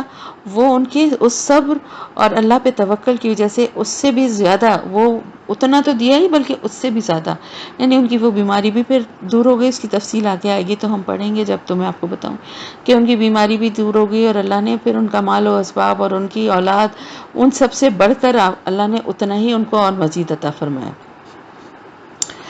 اور اپنی طرف سے خاص رحمت کے طور پہ، اور تاکہ نصیحت ہو عبادت کرنے والوں کے لیے۔ اور اسی طرح اسماعیل اور ادریس اور ذوالکفل پر بھی ہم نے فضل کیا، وہ سب صابرین میں سے تھے۔ اب اسماعیل اور ادریس علیہ السلام دونوں اللہ کے پیغمبر تھے، اور ان کا ذکر بھی قرآن میں۔ ذوالکفل کون ہے؟ ان کا ذکر کہیں پر قرآن میں بھی نہیں ملتا، اور کہ ظاہر اللہ کے پیغمبر تھے جیسے ان کے ساتھ نام آیا ہے، لیکن کسی علاقے کے بارے میں بھی کوئی ایسا معلومات نہیں ملتی ہیں کہ آپ کہاں مبعوث ہوئے تھے، کون سے علاقے میں، اور کیا ہوا تھا آپ کی قوم کا، یہ ساری باتیں کہیں پر بھی کوئی ایسی نہ حدیث میں کوئی ایسا ذکر موجود ہے اور قرآن میں بھی کوئی ایسا تذکرہ موجود نہیں ہے سوائے ان کے نام کے. لیکن موجودہ دور میں تو بہت تحقیق ہو رہی ہے. تو ایک محقق ہیں جن کے رائے کے مطابق ذوالکفل سے مراد گوتم بدھ ہیں. گوتم بدھ کیوں ہیں؟ ان کے بارے میں کہا گیا ہے کہ وہ بھی شاید اللہ کے نبی تھے، کیونکہ آپ دیکھیں 1,24,000 پیغمبر آئے تھے نا، اور ہمیں بہت تھوڑوں کے بارے میں اللہ نے جتنا ہمارے لیے ضروری تھا اتنے پیغمبروں کے حالات اور انہی کی ڈیٹیل ہمیں پتہ چلی ہے نا. تو گوتم بدھ کے بارے میں بھی یہ خیال ہے کہ وہ اللہ کے نبی تھے. یقین سے تو نہیں کہہ سکتے، لیکن ان کے جو انہوں نے تحقیق کی اور پھر جو دلائل ہیں ان سے اگر آپ جائزہ لیں تو آپ کو بھی یہ بات دل کو لگے گی. اور وہ کیا ہیں؟ پہلی تو یہ کہ وہ ریاست کپل وستو کے شہزادے تھے، اور عربی زبان میں پے نہیں ہوتا، فے ہوتا ہے. تو کفل یعنی کپل کا ہی کپل والا، ذوالکفل کا مطلب کیا ہے؟ کفل والا. تو کپل والا یعنی جو ان کی کپل وستو جو ان کی ریاست تھی اسی کے حوالے سے ان کا نام ذوالکفل ہے. پھر جو عقائد گوتم بدھ سے منسوب کیے جاتے ہیں، دیکھیں ان کے بارے میں شاید آپ لوگوں نے پڑھا ہو یا نہ پڑھا ہو، نہ چاہتے ہوئے بھی دیکھیں کچھ تفصیل میں بتانے ہی لگ جاتی ہوں کہ ان کو بھی اسی طرح سے انہوں نے اپنی حکومت، وہ بادشاہ تھے یعنی شہزادے تھے جب ایک بہت بڑی ریاست کے کپل وستو کے، لیکن ان کو بھی ایک تلاش تھی نروان کی. یعنی نروان کیا ہے؟ دل کی شانتی، دل کی سکون، اور اس کی تلاش میں وہ ویرانوں میں جا کے بیٹھتے تھے. اور وہاں پر ان کو کیا ملا تھا نروان کی شکل میں؟ ایک روشنی. اور اس روشنی سے ان کو وہ پیغام ملا تھا، جیسے حضرت موسیٰ علیہ السلام کا ہم واقعہ پڑھتے ہیں نا کہ کیسے وہ پہاڑ ان کو نظر آئے تھے، روشنی نظر آئی تھی اور وہ وہاں لینے گئے تھے. تو کچھ اس طرح کا ہی واقعہ ان کا بھی ہے. اور میں کبھی قصص الانبیاء میں ہوگا تو انشاءاللہ اس بات کو اور تفصیل سے بتاؤں گی. بہرحال کچھ ایسے بہت سارے ایسے حوالے اور ایسی جو ہیں وہ تحقیق کے بعد ایسے دلائل ہیں کہ جن سے کہ یہ لگتا ہے کہ گوتم بدھ جو تھے وہ بھی اللہ کے رسولوں میں سے ہی ایک رسول تھے. وَأَدْخَلْنَاهُمْ فِي رَحْمَتِنَا إِنَّهُمْ مِنَ الصَّالِحِينَ، اور ہم نے ان کو اپنی رحمت میں داخل کیا، یقیناً وہ سب صالحین میں سے تھے. اور مچھلی والے کو بھی ہم نے نوازا جب وہ چل دیا غصے میں بھرا ہوا. یہاں پر مچھلی والا حضرت یونس علیہ السلام کو کہا گیا ہے کیونکہ ان کو مچھلی نے نگل لیا تھا نا، اور ہوا یہ تھا کہ ان کی قوم پہ عذاب کا فیصلہ ہو گیا تھا، لیکن ابھی اللہ کی طرف سے ان کو حکم نہیں دیا گیا تھا کہ اپنی قوم کو چھوڑ کے وہاں سے نکلیں، لیکن وہ اس سے پہلے ہی جو ہے عذاب کا فیصلہ ہونے کا سن کے ہی وہ وہاں سے نکل گئے تھے. اور اس وجہ سے اللہ کے قانون جو ہیں بڑے سخت ہیں اللہ کے مقرب بندوں کے معاملے میں. آپ قرآن میں بھی دیکھتی نا کہ بہت سخت الفاظ میں اللہ اپنے رسولوں سے معمولی سی بھی خطا، یعنی خطا بھی نہیں ہوتی، وہ ذرا سی اگر کوئی لاپرواہی یا کوئی ایسی بات بھی ہو تو اس کے اوپر جو ہے اللہ نے بڑے سخت الفاظ میں ان کے بارے میں ان سے مواخذہ کیا. تو اللہ تعالیٰ فرما رہے ہیں کہ اس نے گمان کیا کہ ہم اسے پکڑ نہیں سکیں گے. یعنی اللہ کے الفاظ بہت سخت ہیں، کیونکہ ایسا نہیں تھا کہ وہ یونس علیہ السلام جو تھے وہ ظاہر اللہ کے رسول تھے، اور وہ نعوذ باللہ کوئی وہ ایسے نہیں تھے کہ وہ اللہ سے بھاگ کے، اللہ کی قدرت سے ہی بھاگ کے کہیں نکلے تھے. بلکہ بات یہ تھی کہ انہوں نے ایک چھوٹی سی ان سے ایک اپنے حساب سے انہوں نے ایک چھوٹی سی لغزش تھی، لیکن اللہ کے نزدیک ایک اللہ کے مقرب بندوں کی ایک چھوٹی سی خطا جو ہے نا اس کے اوپر بھی پکڑ ہے. بہت بڑی بڑی اللہ پاک جو ہے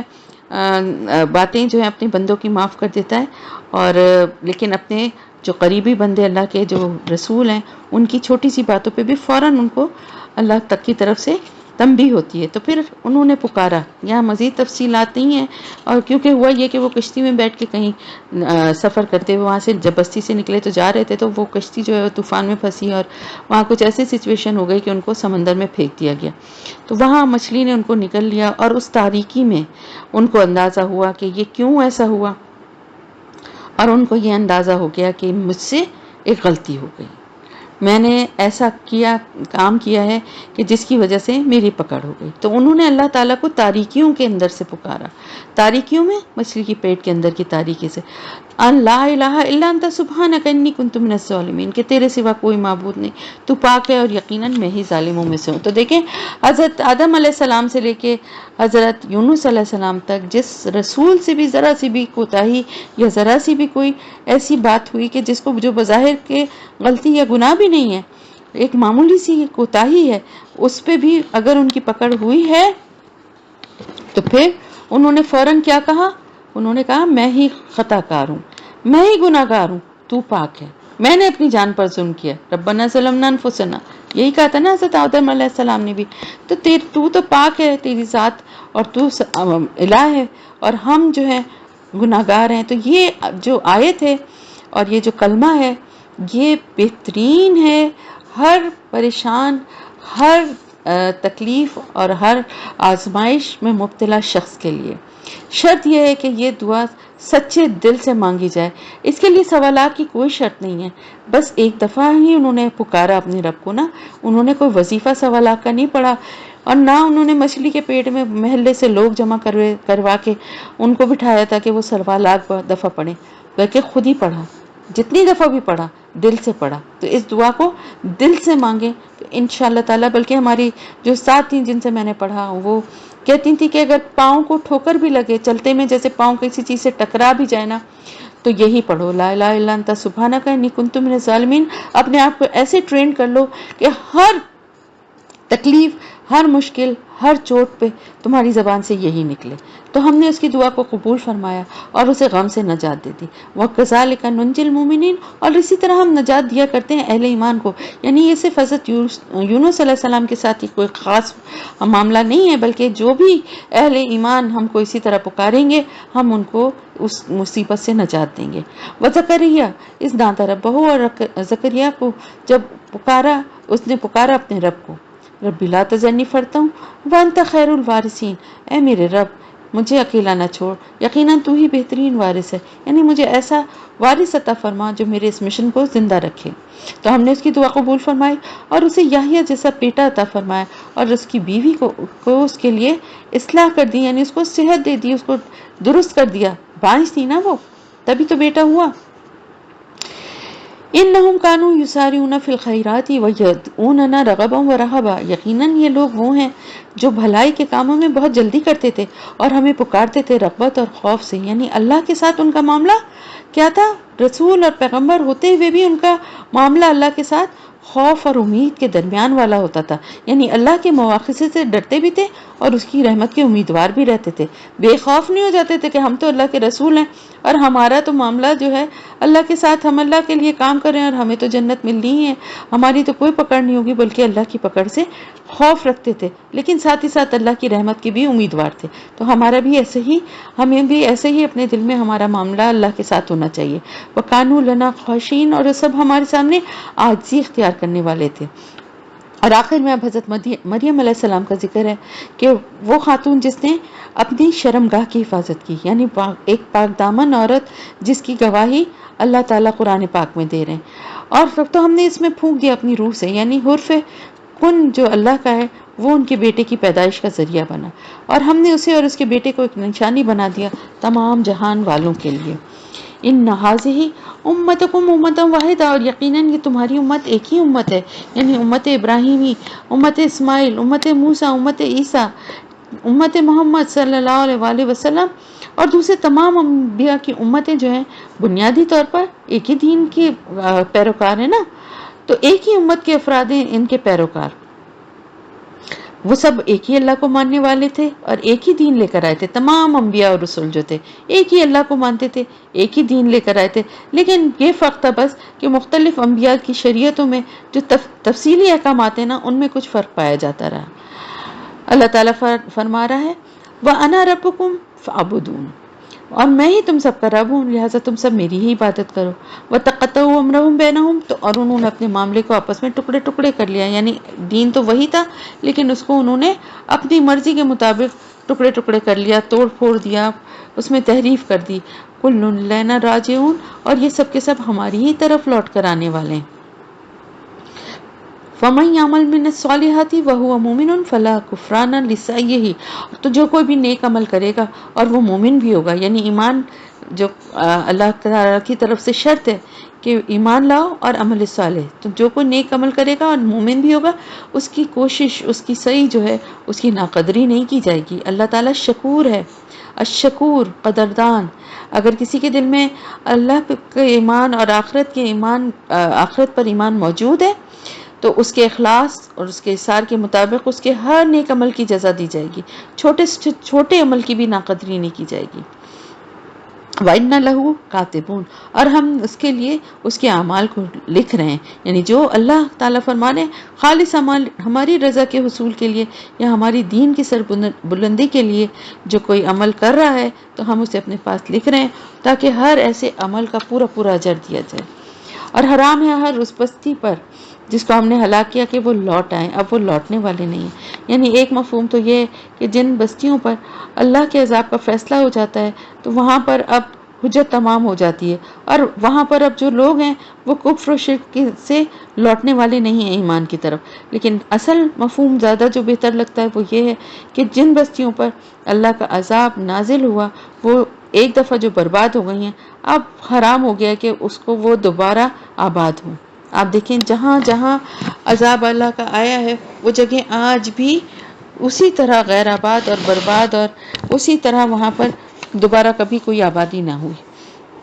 اب یہاں پہ پھر یاجوج اور ماجوج کا ذکر دوبارہ آ رہا ہے کہ یہاں تک کہ جب کھول دیے جائیں گے یاجوج اور ماجوج، اور وہ ہر اونچائی کے اوپر سے پھسلتے ہوئے چلے آئیں گے، تو اس کی تفصیل ہم سورہ کہف میں پڑھ چکے ہیں۔ اور قریب آ لگے گا وہ سچا وعدہ، یعنی قیامت کا وقت، تو اس وقت کافروں کی نگاہیں پتھرا جائیں گی، یعنی انتہائی خوف کی وجہ سے ان کی آنکھیں حرکت کرنا بھی بھول جائیں گی، اور وہ کہیں گے ہائے ہماری بدبختی، ہم تو اس کی طرف سے غفلت میں ہی رہے، بلکہ ہم خود اپنی جانوں پر ظلم کرنے والے تھے۔ یعنی ہمیں تو اللہ کے رسول کے ذریعے تمام خبریں مل چکی تھیں، لیکن ہم نے آخرت کا انکار کر کے اپنی جانوں پر ظلم کیا اور اس طرف توجہ ہی نہ دی، ایمان لانے کی طرف۔ یقیناً تم لوگ اور جنہیں تم اللہ کے سوا جن کی عبادت کرتے ہو سب جہنم کا ایندھن بنو گے، تمہیں اس میں پہنچ کر رہنا ہے۔ اور اگر یہ واقعی الہ ہوتے تو اس جہنم میں داخل نہ ہوتے، اور وہ سب کے سب اس میں ہمیشہ ہمیشہ رہیں گے، یعنی وہ بھی اور ان کے الہ بھی جنہیں تم الہ سمجھتے تھے، اگر وہ الہ ہوتے تو وہ جہنم میں داخل ہوتے۔ لہم فیہا زفیر وہم فیہا لا یسمعون، اور انہیں اس میں چیخنا چلانا ہوگا اور اس میں کچھ نہ سن سکیں گے، یعنی وہ بھی اور ان کے معبود بھی جو ان کے ساتھ جل رہے ہوں گے، ایسی چیخ و پکار ہوگی، ایسا شور ہوگا کہ کان پڑی آواز سنائی نہیں دے گی، تو کوئی کسی کی چیخ و پکار کو نہیں سن سکے گا، اپنی ہی چیخ و پکار اتنی زیادہ ہوگی۔ یقیناً وہ لوگ جن کے لیے ہماری طرف سے پہلے ہی بھلائی کا فیصلہ ہو چکا ہے، اولئک عنہا مبعدون، وہ اس سے دور رکھے جائیں گے۔ لا یسمعون حسیسہا، وہ اس کی آہٹ تک نہیں سنیں گے۔ یعنی ایک دفعہ جب جنت اور جہنم کا فیصلہ ہو جائے گا تو ایک دفعہ تو جہنم کا مشاہدہ جنت والوں کو بھی کرایا جائے گا، جبھی تو جہنم والے ان سے مانگیں گے کہ ہمیں پانی دے دو یا ہمیں کھانا دے دو، لیکن پھر کیا ہوگا کہ اہل جنت کو بہت دور کر دیا جائے گا، جہنم کی آہٹ آواز تک وہ نہیں سن پائیں گے، اتنا دور کر دیا جائے گا، اور وہ اپنی دل پسند خواہشوں میں ہمیشہ رہیں گے، یعنی جو کچھ انہیں خواہش ہوگی، جو کچھ وہ چاہتے ہیں وہ سب اہل جنت کو فراہم کر دی جائیں گی، اور وہ ہمیشہ ہمیشہ اسی کیفیت میں رہیں گے،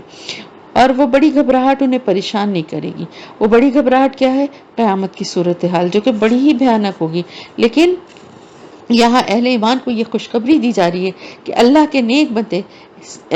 جو ایمان والے بندے ہوں گے، ان کو اس سے کوئی تکلیف اور پریشانی نہیں ہوگی۔ یہ سارا عذاب کی تکلیف جو ہے یہ سب کی سب کس کے لیے ہوگی؟ کفار کے لیے ہوگی، مشرکین کے لیے ہوگی۔ اور اللہ تعالیٰ فرما رہے ہیں فرشتے ان سے ملاقات کریں گے کہ یہ ہے آپ لوگوں کا وہ دن جس کا آپ سے وعدہ کیا گیا تھا، یعنی اس دن ان کے انعامات سے نوازایا جائے گا، ان کی قدر افزائی ہوگی۔ اور جس دن ہم آسمان کو لپیٹ دیں گے، جیسے لپیٹا جاتا ہے کاغذوں کا طومار، یعنی رجسٹر میں جس طرح وہ بڑے بڑے وہ ہوتے ہیں نا، جو لپیٹے ہوئے بڑے بڑے کاغذوں کے پلندے ہوتے ہیں، اس طرح ہم زمین کو لپیٹ دیں گے۔ جیسے ہم نے پہلی مرتبہ ابتدا کی تھی ویسے ہی ہم اس کا اعادہ کریں گے، یعنی جس طرح زمین وجود میں آئی تھی اسی طرح دوبارہ اسی شکل میں ہو جائے گی۔ وعدن علینا اننا کننا فاعلین، یہ وعدہ ہمارے ذمہ ہے اور ہم یہ ضرور کر کے رہیں گے۔ وَلَقَدْ كَتَبْنَا فِي الزَّبُورِ مِن بَعْدِ الذِّكْرِ أَنَّ الْأَرْضَ يَرِثُهَا عِبَادِيَ الصَّالِحُونَ، اور ہم نے لکھ دیا تھا زبور میں نصیحت کے بعد کہ زمین کے وارث ہوں گے ہمارے نیک بندے، یعنی قیامت سے پہلے اللہ کا دین پوری دنیا پر غالب آ جائے گا۔ اور دوسری بات یہ کہ قیامت کے بعد اہل جنت جو ہیں اور ان کے لیے ہی وہی جنت کے وارث ہوں گے، اللہ کے نیک بندے جو اللہ تعالیٰ فرما رہے ہیں کہ یہ زبور میں بھی یہ بات، یعنی آسمانی کتابوں میں سب میں یہ ساری باتیں جو قرآن میں ہم پڑھ رہے ہیں، یہ ساری پیشن گوئی، خوشخبریاں اور ڈراوے اس میں ان کتابوں میں بھی موجود تھے۔ اِنَّا فِي هَذَا لَبَلَاغًا لِقَوْمٍ عَابِدِينَ، یقیناً اس میں ایک بڑی خبر ہے اللہ کی عبادت کرنے والوں کے لیے۔ وَمَا أَرْسَلْنَاكَ إِلَّا رَحْمَةً لِّلْعَالَمِينَ، اور نبی صلی اللہ علیہ وسلم ہم نے نہیں بھیجا ہے آپ کو مگر تمام جہان والوں کے لیے رحمت بنا کر۔ آپ ان کو بتا دیجئے، ان سے کہہ دیجئے کہ میری طرف تو یہی وحی کی جاتی ہے کہ تمہارا الہ، تمہارا معبود بس ایک ہی معبود ہے، تو کیا تم اس کی فرما برداری اختیار کرتے ہو؟ پھر اگر یہ لوگ منہ موڑ لیں تو کہہ دیجئے کہ میں نے تو تم سب کو یکساں طور پر خبردار کر دیا تھا، اور میں نہیں جانتا کہ جس چیز کا تم سے وعدہ کیا جا رہا ہے وہ قریب ہے یا دور ہے۔ یقیناً وہی جانتا ہے بلند آواز سے کہی گئی بات کو بھی، اور اسے بھی جانتا ہے جسے تم چھپاتے ہو۔ وَإِنْ أَدْرِي لَعَلَّهُ فِتْنَةٌ لَكُمْ وَمَتَاعٌ إِلَىٰ حِينٍ، اور میں نہیں جانتا شاید کہ اس تاخیر میں بھی تمہارے لیے کوئی آزمائش ہو اور کچھ مدت تک تمہیں فائدہ اٹھانے کی مہلت دینا مقصد ہے، یعنی عذاب دیر سے آنے میں بھی، اس کی تاخیر میں بھی اللہ کی طرف سے کوئی نہ کوئی مسئلہ ہے، تو کوئی اللہ کی کوئی حکمت ہے، شاید اللہ دنیا میں کچھ اور عرصہ تمہیں مہلت دے رہا ہے، آزمانا چاہتا ہے کہ شاید تم واپس آ جاؤ اللہ کے دین کی طرف۔ قال رب احکم بالحق، رسول صلی اللہ علیہ وسلم نے کہا پروردگار اے میرے رب اب حق کے ساتھ فیصلہ فرما دیجئے، اور ہمارا رب رحمان ہے جس سے مدد طلب کی جاتی ہے ان باتوں کے خلاف جو تم بنا رہے ہو۔ سورہ حج، بسم اللہ الرحمن الرحیم۔ یا ایھا الناس اتقوا ربکم ان زلزلۃ الساعۃ شیء عظیم، اے لوگوں تقوی اختیار کرو اپنے رب کا، یقیناً قیامت کا زلزلہ بہت بڑی چیز ہوگا۔ اتفاق کی بات یہ ہے کہ یہ جو سورہ حج کی جب شروع ہوئی اور اس کی پہلی آیات جب ہم نے پڑھی ہیں، جب میں پڑھ رہی تھی، تو جو زلزلہ کشمیر میں آیا ہے یہ اس کی صبح کی بات ہے، ہماری کلاس تھی اس دن، اس کے دوسرے دن تھی، بلکہ اس کے دوسرے دن ہماری کلاس تھی اور ہم نے یہ آیتیں اس وقت پڑھی تو یقین کریں رونگٹے کھڑے ہو گئے۔ وہ زلزلہ جو تھا اس کی خوفناکی اور ہلاکت یاد کریں، کتنی تباہی مچی تھی، اور اس کے بعد ان آیات کو ابھی بھی ایک زلزلہ الحمدللہ اللہ کا شکر ہے جس میں اللہ نے سب کی حفاظت فرمائی ہے، تو اب ان باتوں کو، ترکی کے زلزلے کو اور یہ چیزوں کو ذہن میں رکھ کے ان آیات کو سنیں اور غور کریں کہ اے لوگوں تقوی اختیار کرو اپنے رب کا، یقیناً قیامت کا زلزلہ بہت بڑی چیز ہوگا۔ جس دن تم اس کو دیکھو گے اس دن حال یہ ہوگا کہ بھول جائے گی ہر دودھ پلانے والی ماں جسے وہ دودھ پلاتی تھی، یعنی ماں کی محبت ایسی ہے کہ ماں اپنی جان کو خطرے میں ڈال کر بھی اپنے بچے کی حفاظت کرتی ہے نا، اور ماں کسی صورت اپنے بچے پر کوئی آنچ نہیں آنے دیتی،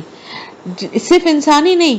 حیوانوں میں بھی، جانوروں میں بھی اسی شدت سے ماں کی یہ محبت اور جذبہ پایا جاتا ہے۔ لیکن اب آپ یہ اندازہ لگائیں کہ قیامت کے دن ایسا سخت ہوگا کہ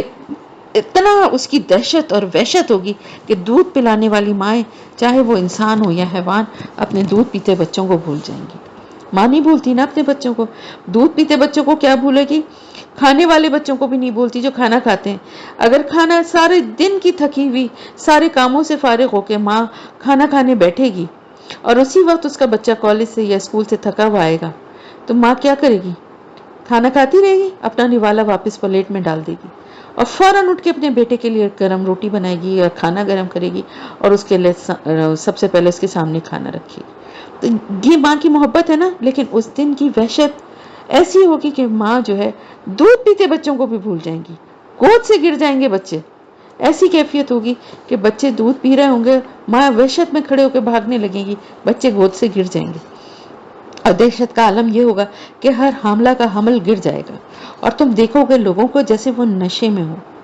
وَتَرَى النَّاسَ سُكَارَىٰ وَهُمْ بِسُكَارَىٰ وَلَكِنَّ عَذَابَ اللَّهِ شَدِيدٌ، حالانکہ وہ نشے میں نہیں ہوں گے بلکہ اللہ کا عذاب ہی بہت سخت ہے، یعنی ایسی خوفناک اور ایسی وحشتناک وہ گھڑی ہوگی کہ لوگ یا تو ایک جیسے خوف اور دہشت سے گر پڑیں گے، یا پھر زمین کے زلزلوں کی وجہ سے اس طرح سے چل رہے ہوں گے کہ جیسے کوئی نشے میں آدمی ڈولتا ہوا جھونکتا ہوا نہیں چلتا، حالانکہ وہ نشے میں نہیں ہوں گے، لیکن حالت ان کی ایسی ہوگی کہ اس خوف و دہشت میں چلنے کی کوشش کر رہے ہوں گے، مگر زمین سے زلزلے سے پھٹی جا رہی ہوگی، اور وہ کس طرح سے اس پہ لڑکھڑاتے ہوئے چل رہے ہوں گے۔ اور لوگوں میں کچھ ایسے بھی ہیں جو اللہ کے بارے میں جھگڑتے ہیں بغیر کسی علم کے، اور وہ پیروی کر رہے ہوتے ہیں ہر سرکش شیطان کی۔ یہ وہ لوگ ہیں جو کہ اللہ کے بارے میں جھگڑتے ہیں، یعنی اللہ کی آیات، اللہ کے رسول صلی اللہ علیہ وسلم کی احادیث، یہ سب باتوں کو اپنی مرضی کے مطابق اور اسلام کے دشمنوں کے کہنے میں آ کے ان کی ایسی تعویل اور توجیہ پیش کرتے ہیں جس سے لوگوں کو گمراہ کرتے ہیں۔ اس شیطان کے بارے میں، یعنی شیطان کے بارے میں تو لکھ دیا گیا ہے کہ جو کوئی بھی اس کی دوستی اختیار کرے گا وہ اسے گمراہ کر کے رہے گا اور اس کو پہنچا کر رہے گا دوزخ کے عذاب تک۔ یا ایھا الناس ان کنتم فی ریب من البعث فانا خلقناکم فی تراب،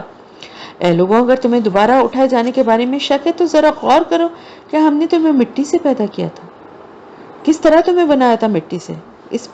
پہ حیرت نہیں ہوتی؟ ثم پھر نطفتن، پھر نطفے سے، ثم پھر علقتن، پھر علقے سے، علقہ کہتے ہیں جمع و خون، ثم من مدغۃ مخلقۃ وغیر مخلقۃ، پھر گوشت کے لوتھڑے سے واضح شکل والا اور غیر واضح شکل والا، یعنی پہلے مرحلے میں گوشت کا ایک لوتھڑا ہے جس پہ کوئی نشان نہیں ہے، کوئی پتہ نہیں ہے اس کی آنکھ ناک کان کا، پھر آہستہ آہستہ مختلف مقامات پر نشانات بننے لگتے ہیں، بازوؤں اور ٹانگوں کی جگہ پہ، آنکھ ناک کان کی جگہ پہ نشانات ابھرنا شروع ہو جاتے ہیں۔ کتنی بڑی نشانی ہے، اللہ پاک فرما رہے ہیں کہ غور کرو نا اس پر، تمہیں کیوں حیرت ہوتی ہے؟ تاکہ ہم کھول کھول کر بیان کر دیں تمہارے لیے، اس لیے اللہ تعالیٰ بیان فرما رہے ہیں کہ غور کرو تم اس بات پر۔ وَنُقِّرَ فِي الْأَرْحَامِ مَا نَشَاءُ إِلَىٰ أَجَلٍ مُّسَمًّى، اور ہم ٹھہرا رکھتے ہیں رحموں کے اندر جو کچھ ہم چاہتے ہیں ایک وقت معین تک، یعنی اللہ کا یہ فیصلہ ہے کہ کب تک رحم کے اندر رہنا ہے اور اس کے اندر کیا معاملہ ہونا ہے۔ یہ فیصلہ صرف اور صرف کس کے ہاتھ میں؟ اللہ کے۔ بیٹا ہوگا، بیٹی ہوگی، ذہین ہوگا، کن ذہن ہوگا، خوبصورت ہوگا، بدصورت ہوگا، تندرست اور صحت مند اور سالم و ثابت ہوگا، یا بیمار اور معذور ہوگا، اس میں کسی کی خواہش، کسی کی کوشش کا سرے سے کوئی دخل نہیں۔ اب یہ بات کلیئرلی اللہ تعالیٰ فرما رہا ہے، تو پھر اب اس کے بعد ماں کو الزام دینا یا باپ کو الزام دینا یہ کسی طرح سے بھی نہیں ہو سکتا نا، کیونکہ یہ خالصتاً یہ معاملہ اللہ تعالیٰ فرما رہے ہیں یہ ہمارے ہاتھ میں ہے۔ پھر ہم نکالتے ہیں تمہیں چھوٹے سے بچے کی صورت میں، پھر تم پہنچتے ہیں اپنی جوانی کو۔ وَمِنْكُمْ مَنْ يُتَوَفَّى وَمِنْكُمْ مَنْ يُرَدُّ إِلَىٰ أَرْذَلِ الْعُمُرِ لِكَيْ لَا يَعْلَمَ مِنْ بَعْدِ عِلْمٍ شَيْئًا، تو تم میں سے وہ بھی ہیں جو پہلے ہی فوت ہو جاتے ہیں، اور وہ بھی ہیں جو ارذل العمر تک پہنچتے ہیں، لوٹائے جاتے ہیں، پھر اسے کچھ بھی علم نہ رہے سب کچھ جاننے کے بعد۔ یعنی کچھ ایسے بھی ہیں جن کو اللہ تعالیٰ پہلے فوت کر دیتا ہے، بعض دفعہ بچپن میں، بعض دفعہ جوانی میں، بعض دفعہ بڑھاپے کی بھی ارلی سٹیجز میں اللہ تعالیٰ فوت کر دیتا ہے، موت دے دیتا ہے۔ اور ایسے بھی لوگ ہیں جو کہ ارذل العمر تک لوٹائے جاتے ہیں، یعنی ایسی عمر تک پہنچائے جاتے ہیں، بڑھاپے کی انتہائی ہم پڑھ چکے ہیں نا، کہ جس میں کہ اسے کچھ علم ہی نہیں ہوتا کہ وہ کیا بول رہا ہے، کیا کہہ رہا ہے، یعنی یہ اتنی زیادہ ایج ہو جاتی ہے کہ عقل اور سمجھ بھی جاتی رہتی ہے۔ اور تم دیکھتے ہو زمین کو خشک اور ویران، پھر جب ہم اس پر پانی برساتے ہیں تو وہ لہلہاتی ہے اور ابھرتی ہے، یعنی یہ بھی کتنی بڑی نشانی ہے نا، اور قسم قسم کی تر و تازہ چیزیں اگا دیتی ہے، یعنی کیسے مردہ زمین ہوتی ہے، اور پھر اس کے بے جان ہونے کے بعد بارش اس پہ جب پڑتی ہے تو کیسے اس میں سے طرح طرح کے سبزہ جو ہے وہ پھوٹ پڑتا ہے۔ ذالک بان اللہ هو الحق، اور یہ اس لیے ہے کہ اللہ ہی حق ہے۔ وَأَنَّهُ يُحْيِي الْمَوْتَى وَأَنَّهُ عَلَى كُلِّ شَيْءٍ قَدِيرٌ، اور وہی ہے، اور یہ کہ وہی ہے جو بے شک مردوں کو زندہ کرتا ہے اور کرے گا، اور یہ کہ وہ ہر چیز پر قادر ہے۔ یعنی بارش کے پانی سے مردہ زمین کے زندہ ہو جانے کا منظر تم اپنی آنکھوں سے دیکھتے رہتے ہو، اسی طرح ایک دن تم لوگوں کو اللہ قبروں سے زندہ اٹھا کر کھڑا کر دے گا، اور یہ کہ قیامت آ کر رہے گی، اس میں کوئی شک نہیں، اور یہ کہ اللہ اٹھائے گا ان کو جو قبروں میں ہے، یعنی جو کوئی بھی قبروں میں ان سب کو اٹھایا جائے گا، اور ان میں سے کوئی ایسا بھی ہے جو اللہ کے بارے میں جھگڑتا ہے، حالانکہ نہ اس کے پاس علم ہے، نہ کوئی ہدایت ہے، اور نہ کوئی روشن کتاب ہے۔ تکبر سے اپنی کروٹ موڑ کر چل دیتا ہے تاکہ لوگوں کو اللہ کے راستے سے گمراہ کرے، یعنی بغیر کسی علمی دلیل اور کسی رہنمائی کے اللہ کی ذات اور صفات کے بارے میں بحث کرتے ہیں، اور پھر خود تو تکبر سے چل دیتے ہیں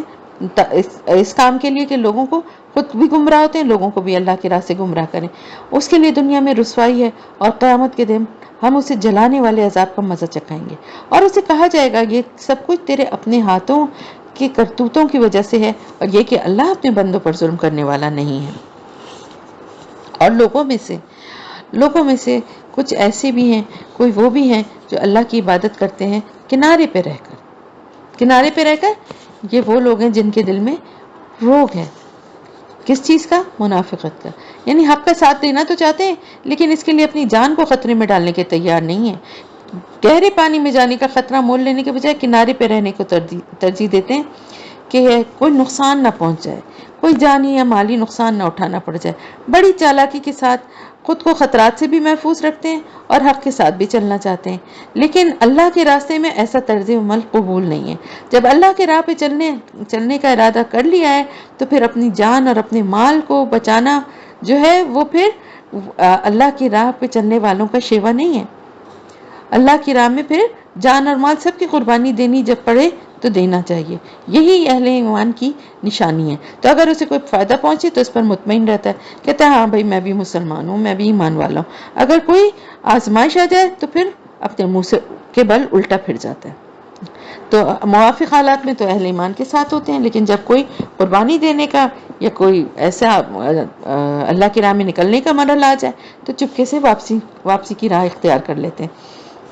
خسرت دنیا والآخرہ، اور وہ خسارے میں رہا دنیا میں بھی اور آخرت میں بھی، اور ذالک ہوا خسران المبین، اور یہی تو کھلا خسارہ ہے۔ وہ پکارتا ہے اللہ کے سوا ان کو جو نہ اسے کوئی ضرر پہنچا سکتے ہیں اور نہ ہی نفع دے سکتے ہیں، یہی ہے بہت دور کی گمراہی۔ وہ پکارتا ہے اس کو جس کا ضرر اس کے نفع سے قریب تر ہے، یعنی اگر کوئی اللہ کے سوا کسی اور کو معبود کا درجہ دے کر پکارتا ہے تو اس کو نفع تو کچھ بھی نہیں ملنے والا، لیکن اس کا نقصان اسے ہر حال میں مل کر رہے گا۔ بہت ہی برا ہے وہ مددگار، اور بہت ہی برا ہے وہ رفیق، یعنی جس کو وہ اللہ کے ساتھ شریک ٹھہراتے ہیں۔ ان اللہ یدخل الذین آمنوا وعملوا الصالحات جنات تجری من تحتها الانہار، یقین اللہ داخل کرے گا ان لوگوں کو جو ایمان لائے اور جنہوں نے نیک عمل کیے ان باغوں میں جن کے نیچے سے نہریں بہتی ہوں گی۔ ان اللہ یفعل ما یرید، یقیناً اللہ کرتا ہے جو چاہتا ہے، اس کے اختیارات لامحدود ہیں، وہ جو چاہے کر گزرے۔ جس شخص کو یہ گمان ہو کہ اللہ ہرگز اس کی مدد نہیں کرے گا دنیا اور آخرت میں، تو اسے چاہیے کہ وہ ایک رسی آسمان کی طرف تانے پھر اسے کاٹ دے، پھر دیکھے کہ کیا اس کی یہ تدبیر اس چیز کو دور کر دیتی ہے جو اسے غصے میں لاتی ہے۔ یعنی کوئی اللہ سے امید رکھتا ہے کہ اس کی یہ مشکل دور ہوگی یا اس کی یہ دعا قبول ہوگی، لیکن اگر نہیں ہوتی کسی وجہ سے، اللہ کی کوئی حکمت ایسی ہے یا کوئی اس کے حق میں بہتری نہیں ہے، تو پھر وہ اللہ کی مدد سے مایوس ہو جاتا ہے، اور وہ پھر اس کو ایسا لگتا ہے کہ اللہ تو اس کی مدد ہی نہیں کرے گا دنیا اور آخرت میں، تو پھر کون کرے گا؟ وہ ایک ایسی رسی آسمان کی طرف اس نے باندھی تھی اور پھر اس کو خود ہی کاٹ دیا۔ تو پھر دیکھیں گے یہ ایسا کرنا کیا اس کو کامیابی دلائے گا؟ ایسے کرنے سے کیا اس کو جو چاہیے وہ حاصل ہو جائے گا؟ اللہ کی مدد کے علاوہ کوئی اس کی مدد کر سکے گا؟ اور اسی طرح ہم نے نازل کیا قرآن کو روشن نشانیوں کی شکل میں، اور یہ کہ اللہ ہدایت دیتا ہے جس کو چاہتا ہے۔ یقیناً وہ لوگ جو آپ صلی اللہ علیہ وسلم پر ایمان لائے اور جو یہودی، مجوسی اور عیسائی ہیں، اور جن لوگوں نے شرک کی روش اختیار کی، ان اللہ یفصل بینہم یوم القیامہ ان اللہ علی کل شیء شہید، یقیناً اللہ فیصلہ کرے گا ان کے درمیان قیامت کے دن، یقیناً اللہ ہر چیز پر گواہ ہے۔ یعنی یہ سب معاملات جو ہے نا، جس الگ الگ دینوں کے جو دعوے دار بنے بیٹھے ہیں ان کا بھی، اور آپ صلی اللہ علیہ وسلم پہ جو ایمان لائے مسلمان، ان سب کے معاملات کا فیصلہ اللہ قیامت کے دن کرے گا۔ کیا تم نے دیکھا نہیں اللہ کے سامنے سر جھکاتے ہیں، سجدہ کرتے ہیں جو آسمانوں میں اور جو زمین میں، والشمس والقمر والنجوم والجبال والشجر والدواب وکثیر من الناس، اور سورج، چاند، ستارے، پہاڑ، درخت اور جانور، مویشی، چوپائے، اور لوگوں میں سے بھی بہت سارے، وکثیر حق علیہ العذاب، اور بہت سے انسان ایسے ہیں جو عذاب کے مستحق ہو جاتے ہیں، اور جس کو اللہ ہی رسوا کر دے پھر اسے عزت دینے والا کوئی نہیں ہے۔ ان اللہ یفعل ما یشاء، یقیناً اللہ کرتا ہے جو چاہتا ہے۔ آیت سجدہ ہے، سجدہ کر لیجیے۔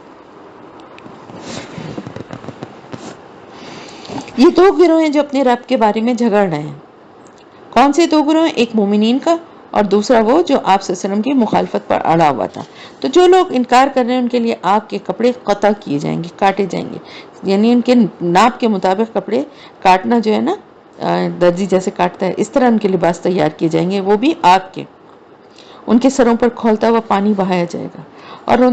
اتنا کھولتا ہوا وہ پانی ہوگا، یعنی سر سے بہایا جائے گا، اور اس کی شدت اور حدت اتنی ہوگی کہ جو کچھ ان کے پیٹوں کے اندر ہے وہ بھی گل جائے گا، اور ان کی کھالیں بھی گل جائیں گی۔ اور ان کو سزا دینے کے لیے لوہے کے ہتھوڑے ہوں گے جو ان پہ برسائے جائیں گے۔ جب بھی وہ چاہیں گے کہ اس میں سے نکل جائیں غم کے مارے، تو انہیں اسی میں واپس لوٹا دیا جائے گا، یعنی شدت غم سے جب وہ یہ چاہیں گے کہ اب تو کسی طرح ہم یہاں سے نکل جائیں، تو ان کے لیے کوئی واپسی نہیں ہے، واپس اسی میں لوٹا دیا جائے گا۔ وَذُوقُوا عَذَابَ الْحَرِيقِ، ان سے کہا جائے گا چکھو مزہ اس جلانے والے عذاب کا، پہنائے جائیں گے۔ اب ان اللہ یدخل الذین آمنوا وعملوا الصالحات جنات تجری من تحتها الانہار یحلون فیہا من اساور من ذہب ولؤلؤ ولباسهم فیہا حریر۔ اور پھر اب ان لوگوں کا ذکر ہے کہ یقیناً بے شک اللہ تعالیٰ داخل کرے گا ان لوگوں کو جو ایمان لے اور جنہوں نے نیک عمل کیے، ایسے باغات میں جن کے نیچے نہریں بہتی ہوں گی، اور پہنائے جائیں گے اس جنت میں وہ انہیں سونے کے کنگن اور موتی، اور ان کا لباس ہوگا ریشم۔ اب دنیا میں کیونکہ دیکھیں سونا بھی حرام ہے مردوں پر اور ریشم بھی حرام ہے عورتوں پر، لیکن جنتیوں کے لیے خصوصی طور پر ریشم سے لباس تیار کیے جائیں گے۔ پڑھ چکے ہیں ہم پچھلی آیات میں کہ نیچے موٹے ریشم کے اور اوپر باریک ریشم کا، اور سونا بھی، کیونکہ دیکھیں انسان کو سونا بھی بڑا مرغوب ہوتا ہے، اور مردوں کو بھی حرام ہے ان پر، لیکن دیکھیں ان کو بھی سونا جو ہے وہ ہر ایک کو اچھا لگتا ہے نا، لیکن اللہ کی رضا کے لیے جنہوں نے ریشم اور سونے کو دنیا میں چھوڑا ہے نا، تو جنت میں ان کو خصوصی طور پہ یہ انعام ان کے لیے ہے کہ وہاں ان کو بہترین جنت کی چیزیں ان کو ملیں گی، اور ان کی رہنمائی کرتی ہے بہترین بات کی طرف۔ یہاں بہترین بات سے مراد ہے کلمہ طیبہ۔ وہدو الی صراط الحمید، اور ان کی رہنمائی کر دی گئی ہے الحمید کے راستے کی طرف، یعنی اللہ تعالیٰ کی طرف، اللہ کے راستے کی طرف جو سب تعریفوں کے لائق ہے۔ ان الذین کفروا یصدون عن سبیل اللہ والمسجد الحرام، یقیناً وہ لوگ جنہوں نے کفر کیا اور وہ روکتے ہیں لوگوں کو اللہ کے راستے سے اور مسجد حرام سے، یعنی کفار مکہ کی طرف اشارہ ہے، جن کے باعث مسلمان جو ہیں اللہ کے گھر کو چھوڑنے پر بھی مجبور ہو گئے، اور ایک عرصے تک حج اور عمرے کی سعادت سے بھی محروم ہو گئے تھے، جس کو ہم نے سب لوگوں کے لیے مساوی قرار، برابر یعنی مساوی قرار دیا ہے، خواہ اس میں مقیم ہو یا باہر سے آنے والے ہوں، یعنی کسی کو بھی نہیں روکا جاتا تھا، لیکن ان مسلمانوں کے لیے انہوں نے روک دیا، باہر سے آنے والے، وہاں رہنے والے سب کو اجازت تھی نا، تو لیکن مسلمانوں کے لیے انہوں نے کتنا بڑا ظلم کیا۔ اور جو کوئی ارادہ کرے اس میں کسی ٹیڑھی راہ کا ظلم کے ساتھ، یعنی اس میں کوئی اگر ناانصافی اور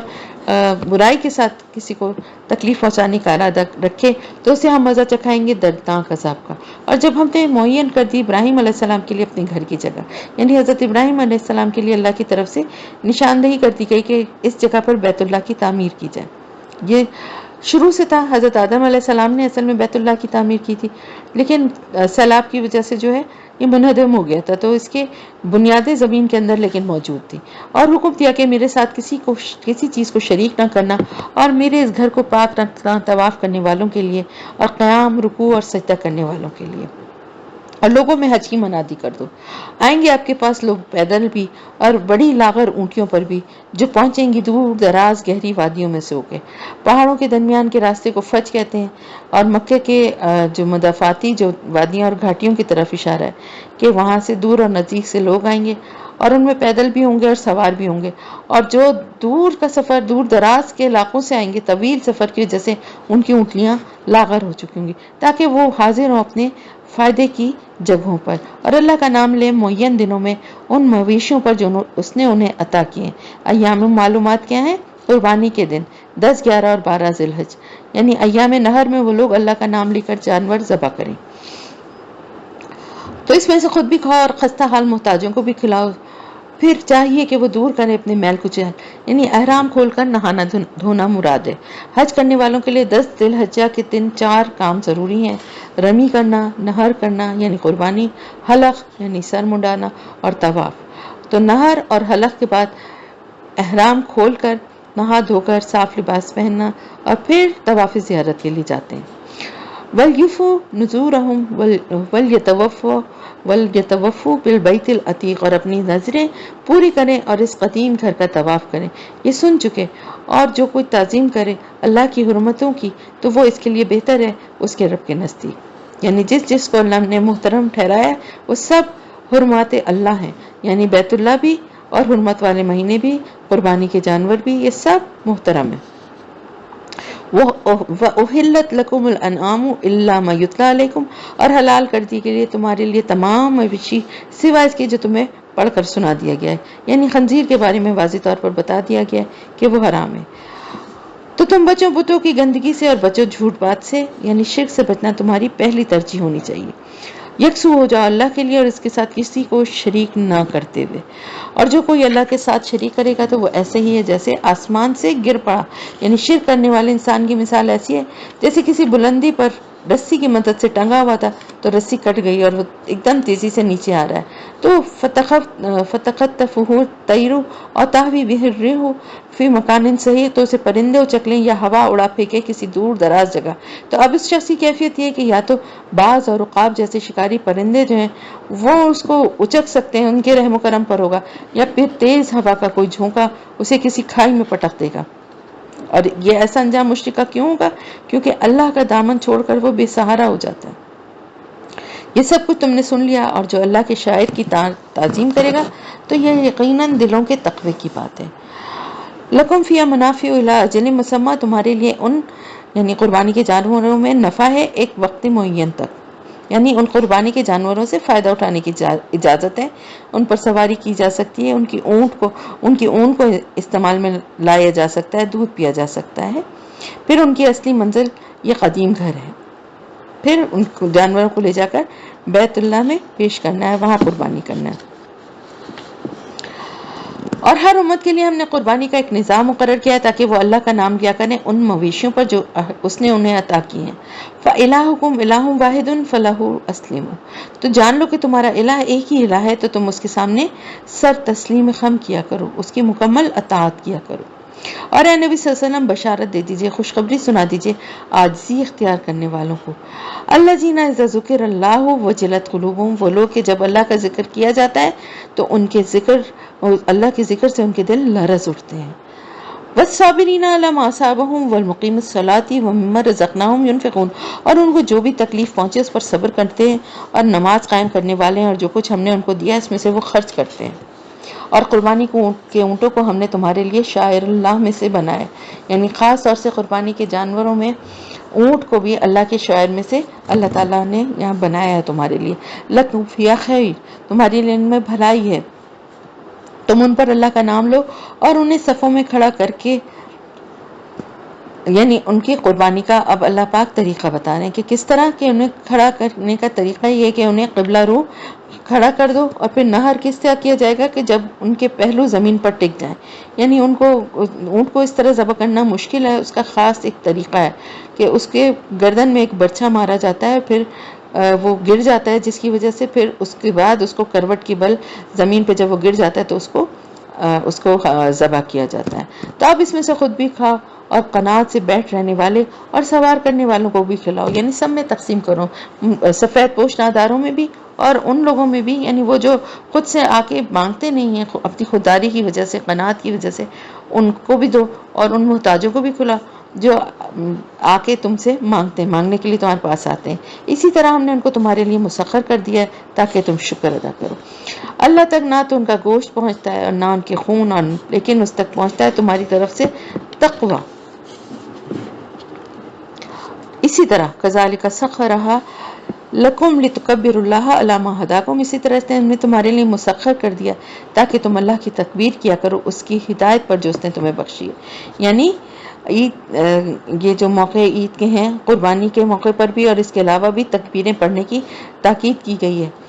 وبشر المحسنین، اور اے نبی صلی اللہ علیہ وسلم محسنین کو بشارت دے دیجیے۔ یعنی محسنین کون لوگ ہیں؟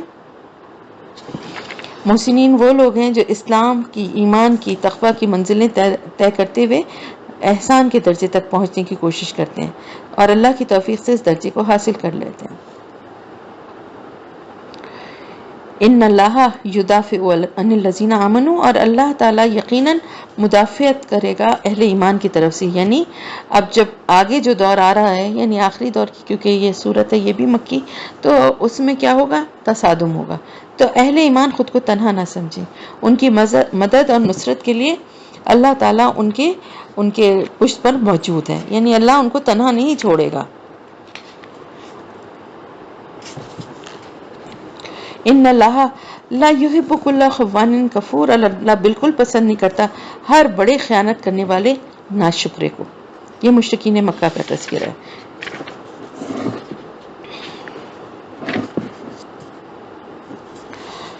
اب اجازت دی جا رہی ہے قتال کی۔ اذن للذین یقاتلون بانہم ظلموا، اب اجازت دی جا رہی ہے ان لوگوں کو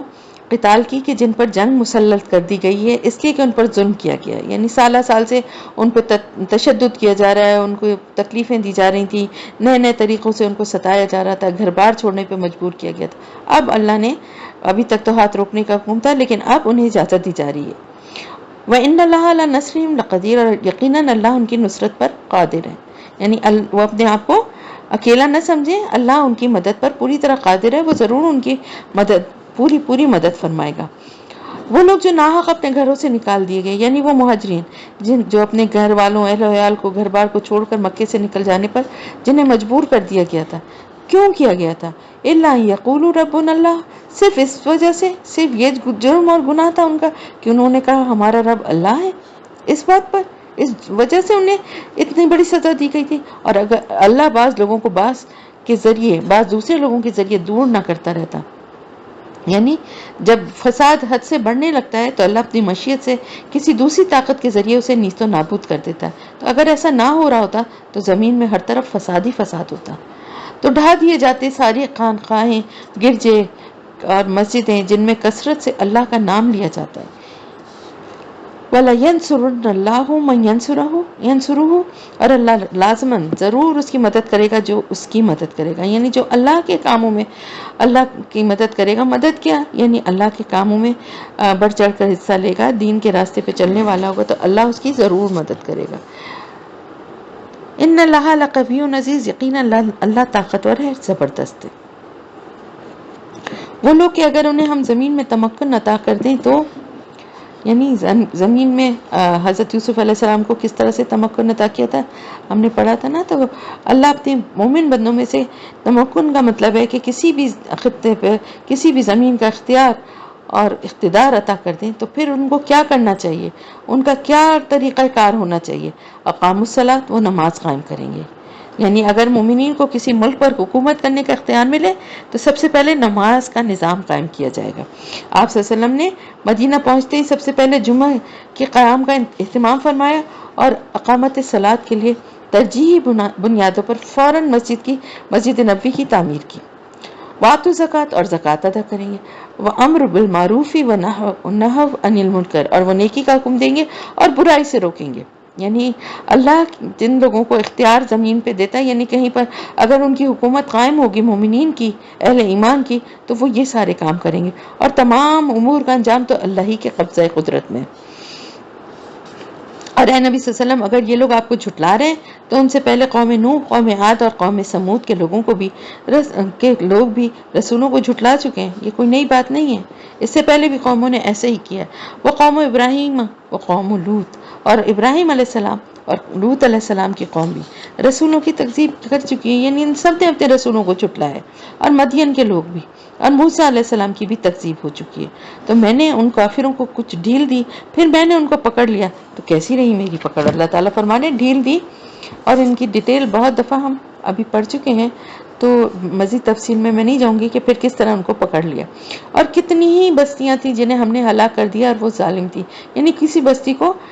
ایسے ہی ہلاک نہیں کیا گیا بلکہ اس کے رہنے والے مجرم اور گناہگار تھے، کفر اور شرک اور دوسرے گناہوں کی وجہ سے، تو پھر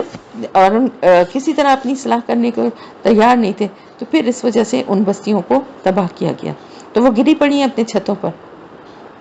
اور کتنے ہی ناکارہ کنویں ایسے کنویں ہیں جو بند پڑے ہوئے ہیں، یعنی ان تباہ ہونے والی بستیوں میں کتنے کنویں ہوں گے جو بڑی محنت سے کبھی کھودے گئے ہوں گے، لیکن اب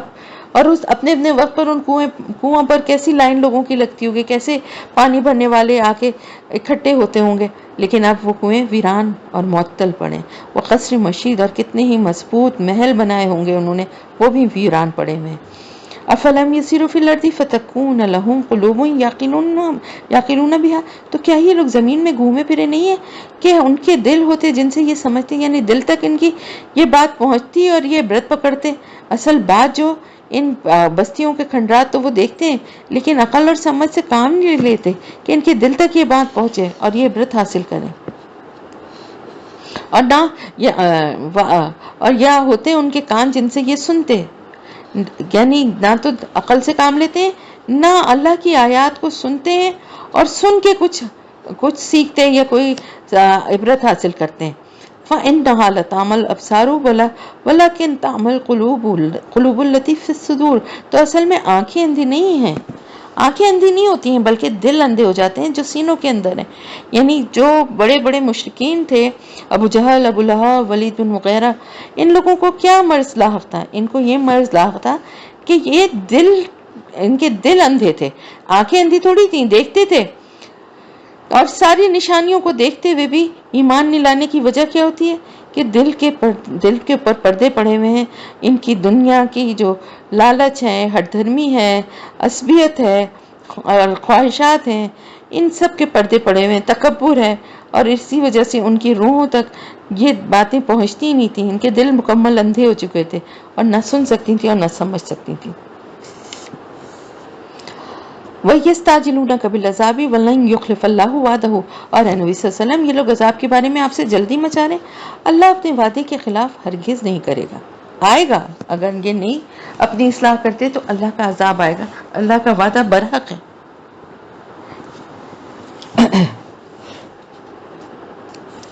اور یقیناً ایک دن آپ کے رب کے نزدیک 1000 برس کی طرح، ایک دن آپ کے رب کے نزدیک 1000 برس کی طرح ہے، اس حساب سے جو تم گنتی کرتے ہو۔ یہ دنیا میں جو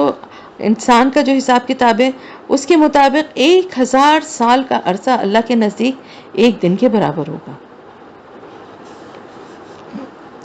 کس طرح سے ہوگا یہ اللہ تعالیٰ بہتر جانتا ہے۔ اللہ کے نزدیک یہ پوری کائنات جو ہے نا کھلی ہوئی ہے، 1000 سال یہاں کے جو ہے ایک دن کے برابر ہے، تو پھر دیکھیں نا اللہ کے سامنے تو سب آگے پیچھے کا سارا معاملہ کھلا ہوا ہے۔ یہ بھی ایک سمجھنے والی بات ہے یہ بھی، لیکن کس طرح سے یہ بات ہوگی یہ اللہ کو زیادہ بہتر پتہ ہے۔ اور کتنی ہی بستیاں ایسی تھیں کہ میں نے انہیں ڈھیل دی لیکن وہ گناہ گار تھیں۔ ثم اخذتها ولی المصیر، اور پھر میں نے ان کو پکڑ لیا اور ان سب نے میری ہی طرف لوٹ کر آنا۔ اے نبی صلی اللہ علیہ وسلم کہہ دیجئے، آپ کہہ دیجئے کہ میں تو تمہارے پاس بس ایک صاف واضح طور پر آگاہ کرنے والا، خبردار کرنے والا، ہوشیار کرنے والا بھیجا گیا ہوں۔ مجھے تو اس لیے بھیجا گیا ہے کہ تمہیں واضح طور پر جو کچھ آنے والا ہے اس سے واضح طور پر خبردار کر دوں۔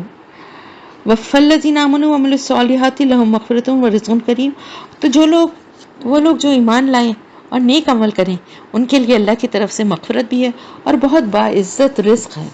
اور باعزت رزق کریم کیا ہے؟ وہ جو جنت میں رزق دیا جائے۔ اور جو لوگ ہماری آیات کو نیچے دکھانے کی تگ و دو کرتے ہیں وہی ہیں جو جہنم والے ہیں۔ یعنی جن کی زندگی کی ساری بھاگ دوڑ اور تگ و دو یہی ہے کہ اللہ کی آیات کو کسی طرح سے غیر مؤثر بنا دیں، اللہ کی آیات کا کسی طرح انکار کر دیں، تو اللہ کی مخالفت کرنے والوں کی سزا کیا ہے کہ وہ جہنم کا ایندھن بنیں گے۔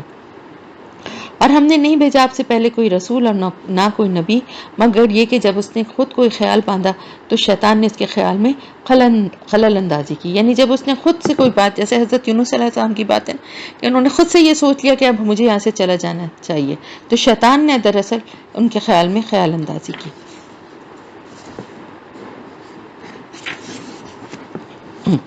تو اللہ منسوخ کر دیتا ہے اسے جو کچھ شیطان نے ڈالا ہوتا ہے، پھر اللہ اپنے فیصلوں کو پختہ کر دیتا ہے۔ واللہ علیم حکیم، اور اللہ سب کچھ جاننے والا اور بہت زیادہ حکمت والا ہے،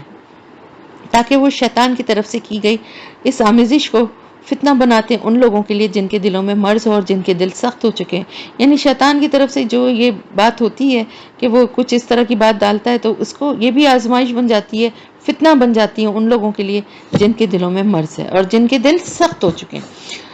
وَإِنَّ الظَّالِمِينَ لَفِي شِقَاقٍ بَعِيدٍ، اور یقیناً ظالم لوگ مخالفت اور دشمنی میں بہت دور جا چکے ہیں. وَلِيَعْلَمَ الَّذِينَ أُوتُوا الْعِلْمَ أَنَّهُ الْحَقُّ مِن رَّبِّكَ، اور اس لیے بھی کہ لوگ جان جائیں جنہیں علم دیا گیا ہو کہ یہ یقیناً یہ حق ہے آپ کے رب کی طرف سے. ایسے کسی بھی معاملے میں اللہ کے فیصلے پر وہ پورا ایمان اور پورا یقین رکھتے ہوں اور تو وہ اس پر ایمان لے آئے اور ان کے دل اللہ کے آگے جھک جائیں. وَإِنَّ اللَّهَ لَهَادِ الَّذِينَ آمَنُوا إِلَىٰ صِرَاطٍ مُّسْتَقِيمٍ، اور یقیناً اللہ اہل ایمان کو سیدھے راستے کی طرف ہدایت دینے والا ہے. یعنی اگر جو مخلص مومنین ہیں ان سے اگر کبھی کوئی لغزش ہو جاتی ہے، کوئی کوتاہی ہو جاتی ہے تو اللہ تعالیٰ ان کا رخ پھیر کر درست سمت موڑ دیتا ہے. اللہ کی یہ رحمت ہے مومنین کے ساتھ. اور کافر کے تو اس بارے میں ہمیشہ شک و شبے میں ہی رہیں گے، یعنی ان کے تو شکوک و شبہات کبھی ختم ہونے والے ہیں ہی نہیں. حتیٰ تأتیہم الساعۃ بغتۃ اور یأتیہم عذاب یوم نقیم، یہاں تک کہ یا تو ان پر قیامت آ جائے اچانک، یا آدم کے ایک عقیم کہتے ہیں بانجھ کو، ایک 5 دن کا عذاب ان پر مسلط ہو جائے. 5 دن سے مراد ایسا دن ہے جو ہر خیر سے خالی ہو، یعنی جس دن کسی قوم کی بربادی کا فیصلہ ہوتا ہے، یعنی عذاب کا دن. الملک یومئذ للہ یحکم بینہم، اس دن بادشاہی صرف اللہ کی ہوگی اور وہی ان کے درمیان فیصلہ کرے گا. فالذین آمنوا وعملوا الصالحات فی جنات النعیم، تو جو لوگ ایمان لائے اور انہوں نے نیک عمل کیے وہ نعمتوں والے باغات میں ہوں گے. والذین کفروا وکذبوا بآیاتنا فاولئک لہم عذاب مہین، اور جن لوگوں نے کفر کی روش اختیار کی اور ہماری آیات کو جھٹلایا ان کے لیے رسوا کن عذاب ہوگا. والذین ہاجروا فی سبیل اللہ، اور وہ لوگ جنہوں نے ہجرت کی اللہ کی راہ میں، ثم قتلوا او ماتوا لیرزقنہم اللہ رزقا حسنا، پھر وہ قتل ہو گئے یا فوت ہو گئے. دونوں صورتوں میں یعنی اگر اللہ کی راہ میں مارے گئے یا ویسے ہی موت آ گئی اور وہ فوت ہو گئے تو دونوں صورتوں میں اللہ ان کو لازماً رزق حسنہ دیں گے، کیونکہ اللہ کی راہ میں نکلے تھے نا، اور یقیناً اللہ ہی بہترین رزق دینے والا ہے. اور لَيُدْخِلَنَّهُمْ مُدْخَلًا يَرْضَوْنَهُ، اور وہ ضرور ان کو ایسے مقام میں داخل کرے گا جس سے وہ راضی ہو جائیں گے. وَإِنَّ اللَّهَ لَعَلِيمٌ حَلِيمٌ، اور اللہ یقیناً سب کچھ جاننے والا اور تحمل والا ہے، بردبار ہے. یہ تو ہے ہی، ذالک یہی ہے. ومن عاقب بمثل ما عوقب به، وہ شخص بدلہ لے اسی قدر جس قدر اس پر زیادتی کی گئی ہے. ثم بغی علیہ لینصرنہ اللہ، پھر اس پر مزید زیادتی کی جائے تو اللہ لازماً اس کی مدد کرے گا. ان اللہ لعفو غفور، یقین اللہ تعالیٰ معاف فرمانے والا بخشنے والا ہے. یعنی مسلمانوں پر اس سے قبل جو زیادتیاں ہو چکی ہیں اب وہ ان کا بدلہ لے سکتے ہیں. پھر اگر مزید کوئی زیادتی ان کے اوپر کی گئی تو اس صورت میں اللہ ان کی مدد فرمائے گا. اور یہ اس لیے کہ اللہ رات کو دن میں داخل کرتا ہے اور دن کو رات میں داخل کرتا ہے، اور یہ کہ اللہ سب کچھ سننے والا اور سب کچھ دیکھنے والا ہے. ذالک بان اللہ هو الحق، اور یہ اس لیے کہ اللہ ہی حق ہے، اور یہ کہ جس کو یہ لوگ پکارتے ہیں اس کے سوا سب باطل ہے، اور یہ کہ یقیناً اللہ ہی سب سے بلند اور سب سے بڑا ہے. الم تری ان اللہ انزل من السماء ماء فتصبح الارض مخضرۃ، کیا تم نے نہیں دیکھا کہ اللہ آسمان سے پانی نازل کرتا ہے تو زمین سرسبز ہو جاتی ہے. ان اللہ لطیف خبیر، یقیناً اللہ تعالیٰ بہت باریک بین اور بہت باخبر. لہ ما فی السماوات ما فی الارض وان اللہ لہو الغنی الحمید، اسی کا ہے جو کچھ آسمانوں میں ہے اور جو کچھ زمین میں ہے، اور یقیناً اللہ بے نیاز ہے اور اپنی ذات میں خود حمید ہے. یعنی اسے کسی کی حمد کی ضرورت نہیں ہے، وہ ویسے ہی اللہ تعالیٰ جو ہے وہ تعریف کے قابل ہے، اس کی تعریف ہوتی ہے اور اس کو ضرورت نہیں ہے کہ کوئی کرے گا تو تعریف ہوگی. وہ ہے ہی، اس کی ذات ہے ہی تعریف کے قابل اور لائق، اس کے علاوہ ہے ہی نہیں کوئی. کیا تم نے نہیں دیکھا کہ اللہ نے زمین کی سب چیزوں کو تمہارے لیے مسخر کر دیا؟ کیوں کر دیا؟ اس لیے کہ تمہاری ضروریات کو پورا کرے، تمہارے لیے زندگی اس زمین پہ گزارنا جو ہے وہ آسان ہو جائے. اور کشتی کو جو چلتی ہے سمندر میں اس کے حکم سے، اور وہ تھامے ہوئے آسمان کو وہ گر نہ جائے زمین پر مگر اس کے حکم سے. یعنی کیا کیا نعمتیں، یعنی زمین پر بھی کتنی چیزیں اللہ نے مسخر تمہارے لیے کر دی، جانوروں کو مسخر کر دیا، اور اسی طرح بہت ساری چیزوں کو تمہارے لیے مسخر کر دیا جس سے تم اپنے زندگی کے معاملات کے لیے جو ہے وہ اپنی آسانی کے ساتھ اپنی ضروریات کو پورا کرتے ہو.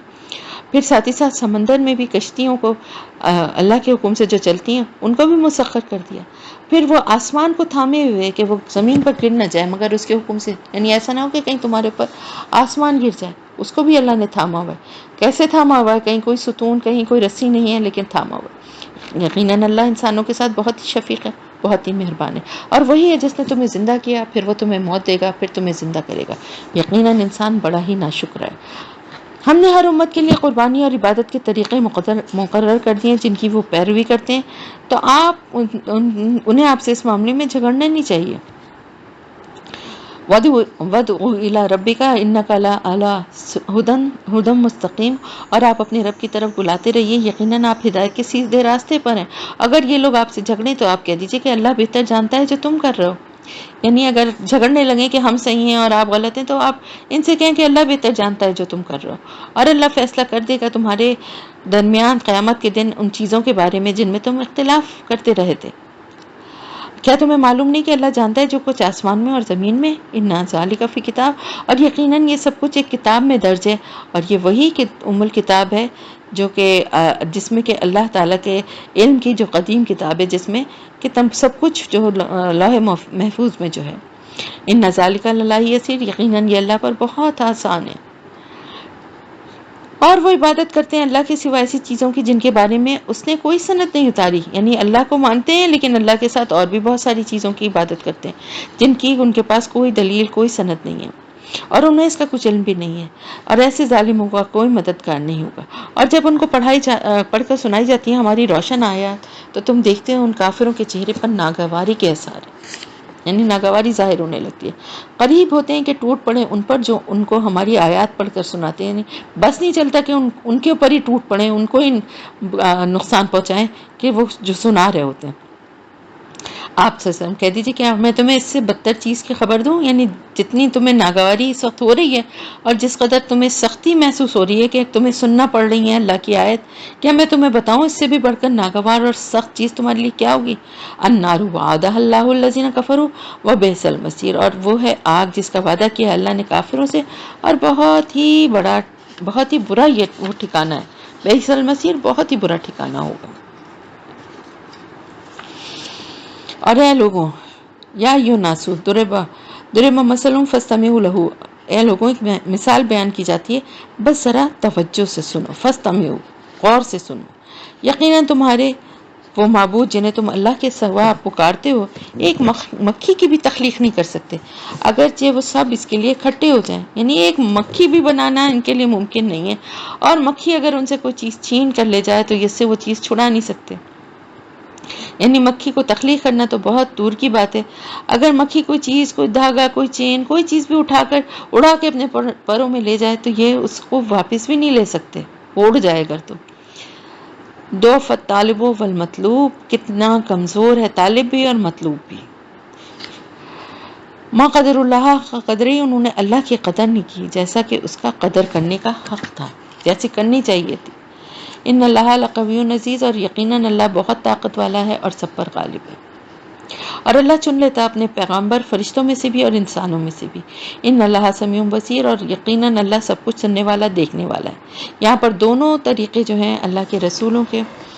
جو کہ پیغام لاتے ہیں انسانوں تک، وہ دونوں اللہ تعالیٰ نے بتا دیے. یعنی ایک تو رسول ہے جس کے پاس اللہ کا پیغام آتا ہے اور وہ لوگوں تک پہنچاتے ہیں، اور دوسرے فرشتوں میں حضرت جبرائیل علیہ السلام کو اللہ نے چنا ہے، اور وہ انسانوں میں سے حضرت محمد صلی اللہ علیہ وسلم اور دوسرے جو رسول تھے ان تک بھی جو ہے وحی کے ذریعے پیغام پہنچاتے ہیں. یعلم ما بین ایدیہم وما خلفہم. اور وہ جانتا ہے جو کچھ ان کے سامنے اور جو کچھ ان کے پیچھے. وإلی اللہ ترجع الامور. اور اللہ ہی کی طرف تمام معاملات لوٹا دیے جائیں گے. یا ایھا الذین آمنوا ارکعوا واسجدوا واعبدوا ربکم. اور اے ایمان والوں، جھک جاؤ،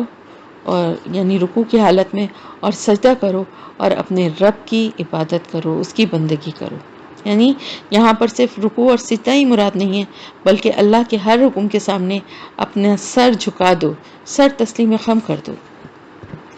وَفْعَلُوا الْخَيْرَ، اور نیک کام کرو۔ اب نیک کام وعبدو، بندگی کریں، اور ساتھ میں پھر کیا نیک کام ہے؟ یہاں نیک کام سے مراد ہے خدمت خلق ہے، یعنی خدمت خلق میں صرف بھوکے کو کھانا کھلانا یا کپڑے پہنانا یا ان کی ضرورت کو پورا کرنا نہیں ہے، بلکہ خدمت خلق کا ایک بہت بڑا کام یہ ہے کہ لوگوں کی عاقبت سنوارنے کی کوشش کی جائے۔ تو اس حکم میں یہ بھی شامل ہے کہ اللہ کے وہ نیک بندے